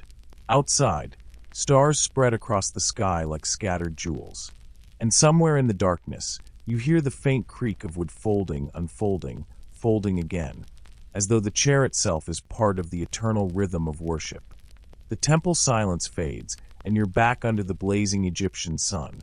Though this time, not among kings or priests, but in the world of ordinary folk. Folding chairs, surprisingly, had a place here too, though you wouldn't exactly find them in every mud brick home. No, they were rarer, almost like glimpses of luxury drifting down from the elite. You trudge through a bustling village. Goats bleating, bread baking, children squabbling over pebbles that pass as toys. Life is rough around the edges here. Most people perch on woven mats, low stools, or just the ground itself. And yet, every so often, you spot a curious sight. A folding chair. Mainstream historical fact. Archaeologists have found folding stools not just in royal tombs, but also in burials of scribes, soldiers, and overseers. Those middling elites who lived between commoners and nobility. For them, a folding chair wasn't just furniture. It was a badge of status, a portable throne of sorts. Quirky tidbit. Some folding chairs were built with animal-shaped legs, lion paws or duck feet carved into the wood. Imagine sitting down, only to realize your chair looks like it could get up and waddle away at any moment. Function meets flair, with a sprinkle of humor. Historians still argue whether these chairs trickled down into everyday household use among wealthier commoners or remained largely ceremonial. Did people actually drag them into courtyards to relax at sunset, or were they displayed like trophies in the corner? Too precious to risk scratching? You pass a courtyard now. A scribe, ink-stained fingers tapping against his reed pen, sits cross-legged on the ground as he teaches his son hieroglyphs. Nearby, leaning against the wall, is a folded stool with ivory hinges. You can almost hear the boy asking, "Can I sit on it, father?" And the father replying, "Not until you've mastered 20 signs for water." Parents have always had their tricks. Further along, you spot a craftsman's house. He has a folding chair propped near his workbench, perhaps traded as payment for a finely carved chest. The man himself squats in the dust, chiseling, too focused to use it. It makes you smile. The chair is almost too fine for his rough daily life, so it waits unused, a prize he'll save for a festival day. Later, in the shade of a sycamore, you see a grandmother resting on a simple folding stool. She fans herself with woven reeds, muttering about the heat. Around her, younger family members sit on mats. And you realize the chair marks her out, not just as elder but as honored. She gets the good seat. Every culture knows this rule. Grandma gets the comfiest chair. And then comes the street market. The chaos of voices, bargaining, braying donkeys. It's dizzying. Amid the stalls of figs and fish, a merchant has set up a folding chair behind his goods. When no customers approach, he lounges like a pharaoh in miniature, one hand on his belly, grinning smugly. The chair makes his stall look more legitimate, more elevated, literally. You pause here because it's striking. Folding chairs aren't everywhere, but where they appear, they shift the balance of power. They create tiny hierarchies, little thrones scattered in unexpected corners of ordinary life. Who sits, who squats, who perches on a rock. Those details quietly echo the structure of Egyptian society. Modern aside, you've seen this too. At a backyard barbecue, the folding camping chair becomes social currency. Whoever brings their own gets to lounge in comfort, while the unprepared end up balancing on the cooler or squatting by the grill. Ancient Egyptians? Same game, different millennia. Night falls in the village. People gather for a communal meal, bread, lentils, beer passed around. Most sit cross-legged on mats. But one or two folding chairs are brought out, creaking softly under the weight of their owners. Children glance at them with awe, as though the chairs themselves are magical. And maybe they are magical not because they fold, but because they confer dignity, a little spark of royal life among the dust and mud. As stars bloom overhead, the chairs are folded away and stored carefully, leaned against walls or tucked into corners. They are fragile, precious. For commoners, they are not tools of daily ease but treasures, symbols, even dreams of a life grander than their own. And you feel the faint hum of continuity again. That same chair which lifted a pharaoh above his army, which steadied a priest during worship, now holds up a grandmother in her courtyard or a merchant behind his stall. It is both everywhere and rare, a paradox only Egyptian life could sustain. The village goes quiet. Dogs bark once, then curl up to sleep. A folding chair rests silently in the moonlight, its shadow long on the wall, waiting for tomorrow's sun to see it used, or at least admired, all over again. You wander now beyond courtyards and dusty markets, your sandals crunching on desert gravel, following a trail that leads away from temples and homes. The folding chair, like all things, was not merely an object of private comfort. It became a tool of the state, a marker of order, authority, and the sprawling machinery of governance. Imagine yourself at a construction site for a grand canal. The Nile glitters nearby, but here the land is chaos. Mud brick ramps, shouting foremen, sweating workers hauling stones. At the center, under a makeshift awning, an overseer reclines, not on the ground, not even on a low bench, but on a folding chair. From this raised perch, he barks orders, keeps tallies, and records rations. The chair is not simply furniture, it is command embodied. Mainstream historical fact. Many folding chairs discovered in tombs belonged to officials, not royalty. They were gifts of office, symbols of administrative power. Just as a modern judge wields a gavel or a general a baton, the Egyptian overseer's chair proclaimed authority. Quirky tidbit. Some of these stools were inscribed with personal names or blessings, almost like a monogrammed office chair. One even carried a playful inscription. Sit, and may you not fall.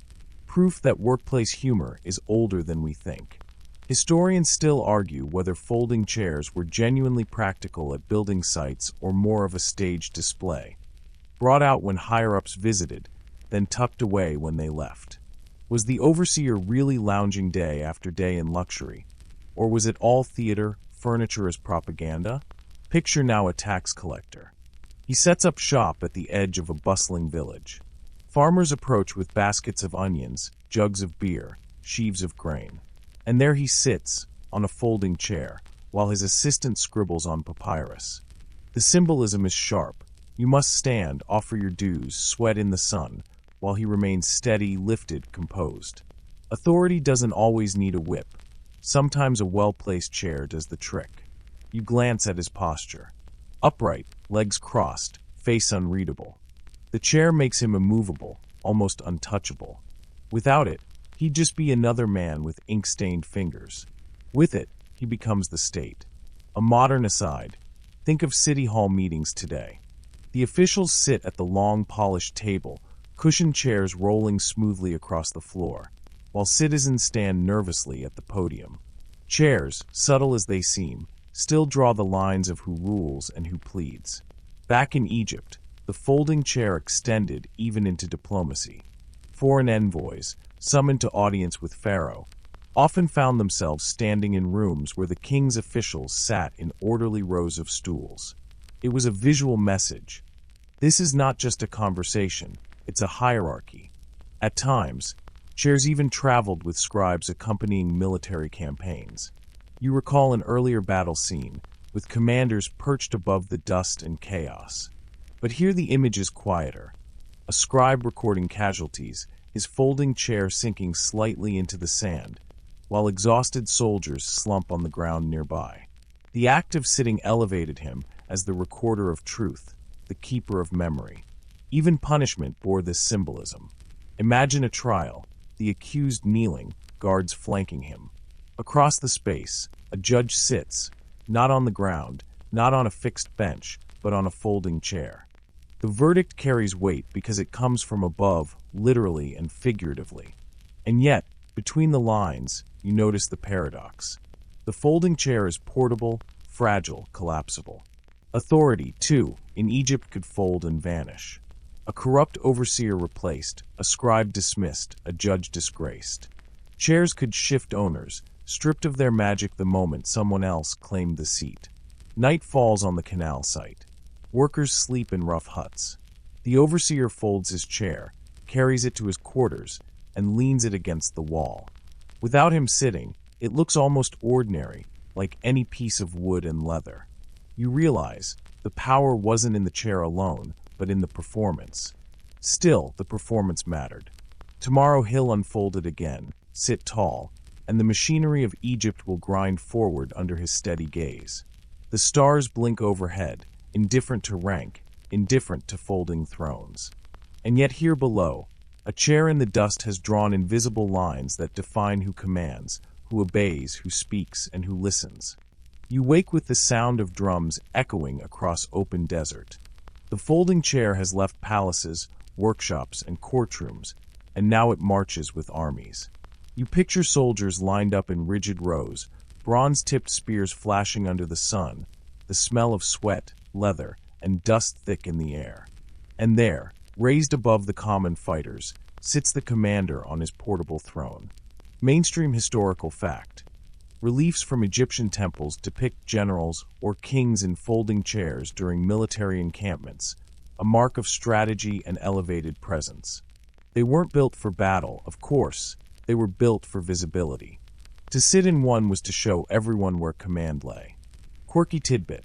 One particularly ornate folding chair, discovered in a soldier's burial, had carved duck heads forming the legs. Imagine striding into camp and unfolding your stool with duck feet dangling. It's equal parts intimidating and absurd. Historians still argue whether such chairs were truly used in mobile command, or if their appearances in reliefs were symbolic, meant to glorify the commander after the fact.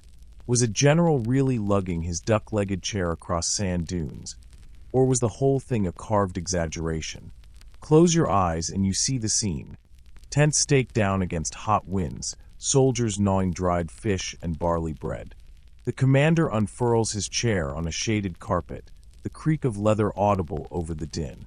He sits, calm, collected, while his men crouch on the ground sharpening blades. The chair doesn't shield him from arrows, but it shields him from insignificance. A courier kneels before him, presenting a clay tablet marked with orders. He leans forward, elbows on knees, framed by the crisp geometry of the folding frame. For the troops, that posture is reassurance. Their leader is stable, unshaken, and above the dust. For you, it's striking how a simple piece of furniture becomes armor for the ego. Now imagine the march itself. Day after day across dunes, the chair strapped to a soldier's back alongside bundles of water skins and weapons. At camp, it is unfolded, placed carefully on level ground. The general sits, everyone else stays low. The chair, lightweight yet strong, is both a tool of comfort and a reminder that some men can rest while others must carry. A modern parallel creeps in. You've seen military briefings where a general sits at a polished desk, flags behind him, while aides stand. The set changes, but the script hasn't. Chairs create order, hierarchy, and ritual in war as much as in peace. Egyptian armies weren't just warriors. They were also road builders, fort raisers, and water carriers. During long campaigns in Nubia or Canaan, the folding chair became the commander's oasis. He didn't need a palace. His throne traveled with him. And the soldiers noticed. Picture a group of weary men huddled by the fire, whispering about the day's march. One points toward the general's tent. "He has his stool again," the soldier mutters. Even the gods must get tired of seeing him sit. They laugh quietly, and though their bodies ache, they accept the symbol. The general's chair, unfair as it seems, is part of what makes their army hold together. But there's fragility here too. One sandstorm, one overturned camp, and the chair collapses like any other object. Authority folds with it. You sense that tension between command that feels eternal and furniture that can vanish with a gust of wind. At dawn, trumpets blare. Soldiers scramble, tents fall, packs are strapped. The folding chair is among the last items packed away, tucked carefully, almost reverently. A chair, yes, but also a flag without fabric, a portable proclamation. And as the army trudges forward, you realize that Egypt's wars marched not just on sandals and spears, but on the creaking hinges of chairs carried across the sands. You rub the dust of battle from your eyes and suddenly, centuries shift beneath your feet. The folding chair no longer sits only in desert encampments. It travels forward, borrowed, reshaped, and reinterpreted by civilizations hungry for symbols of power. Mainstream historical fact.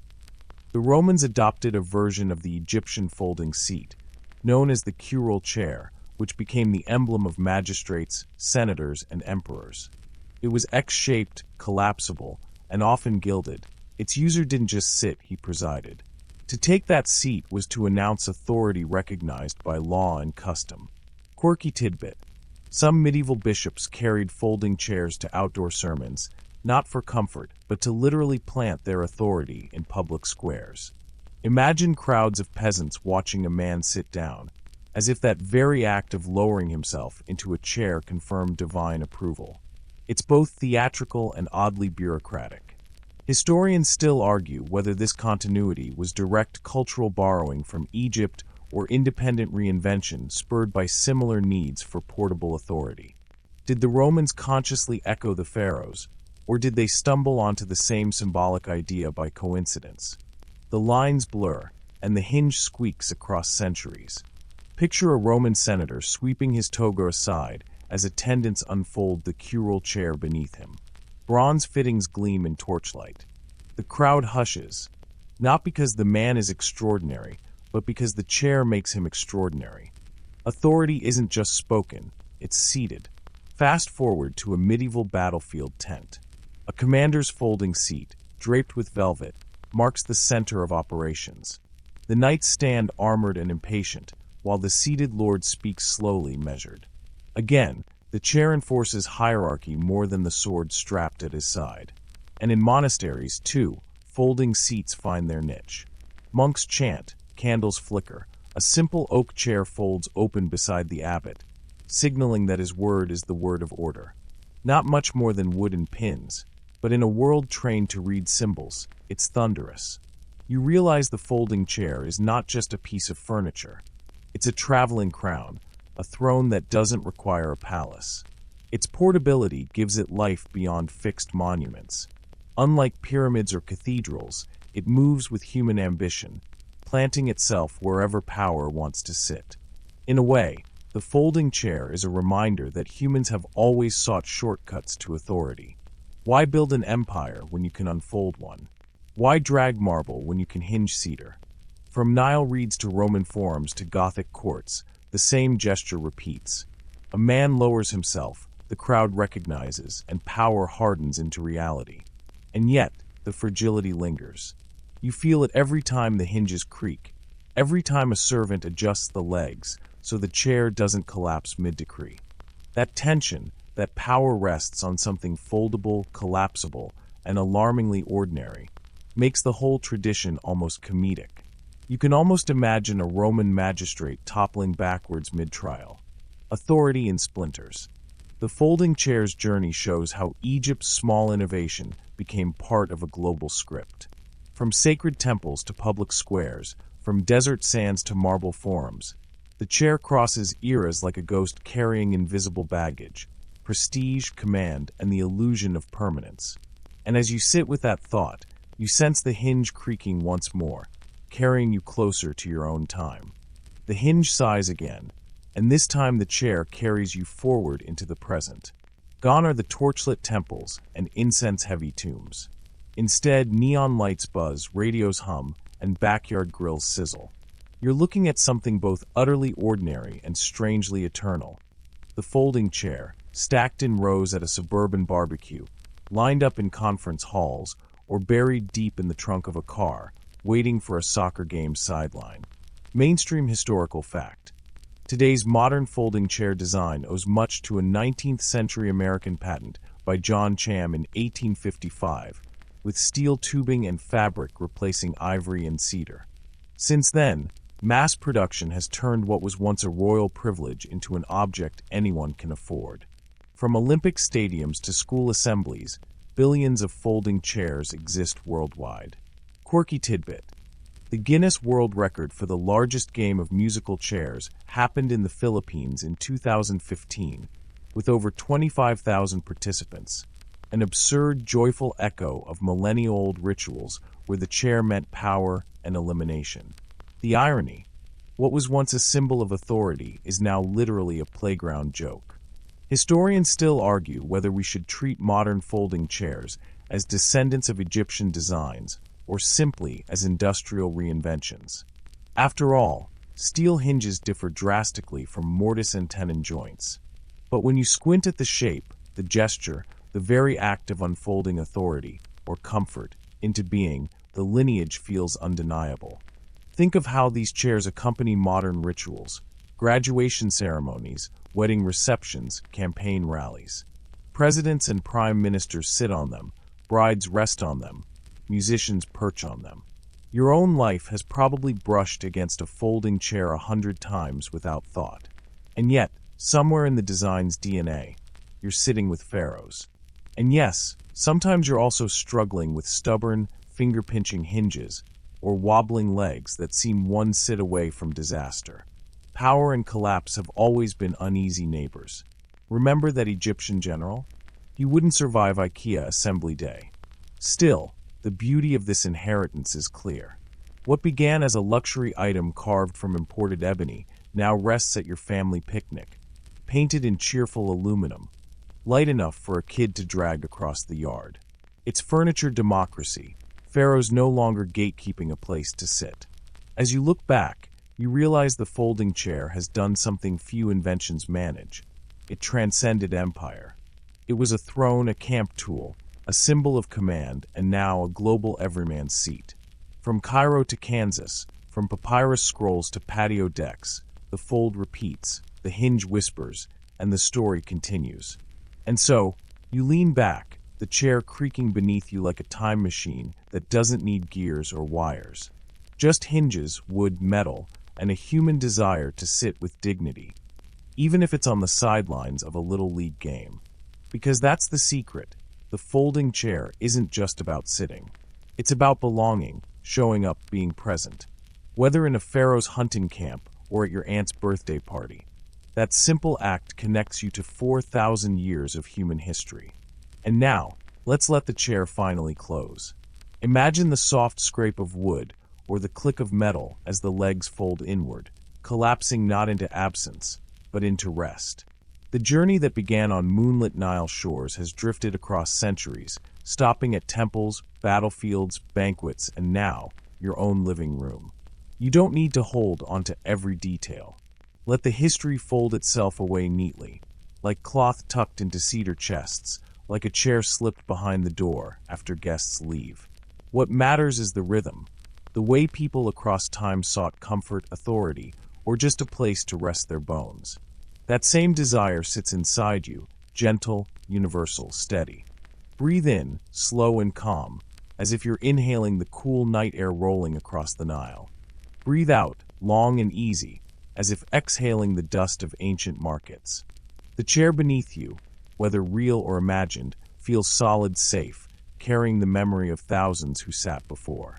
You're part of that line now. Each sigh of your breath mirrors the hinge's quiet give. Each blink of your eyes folds the day a little smaller.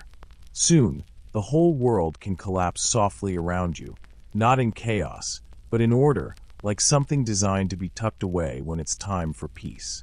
So close your eyes. Let the centuries blur, let the chatter of markets and the roar of rivers fade into silence. You are sitting safe and steady, carried by the simplest invention of all, a chair that knows how to fold and how to hold. And with that, the story settles.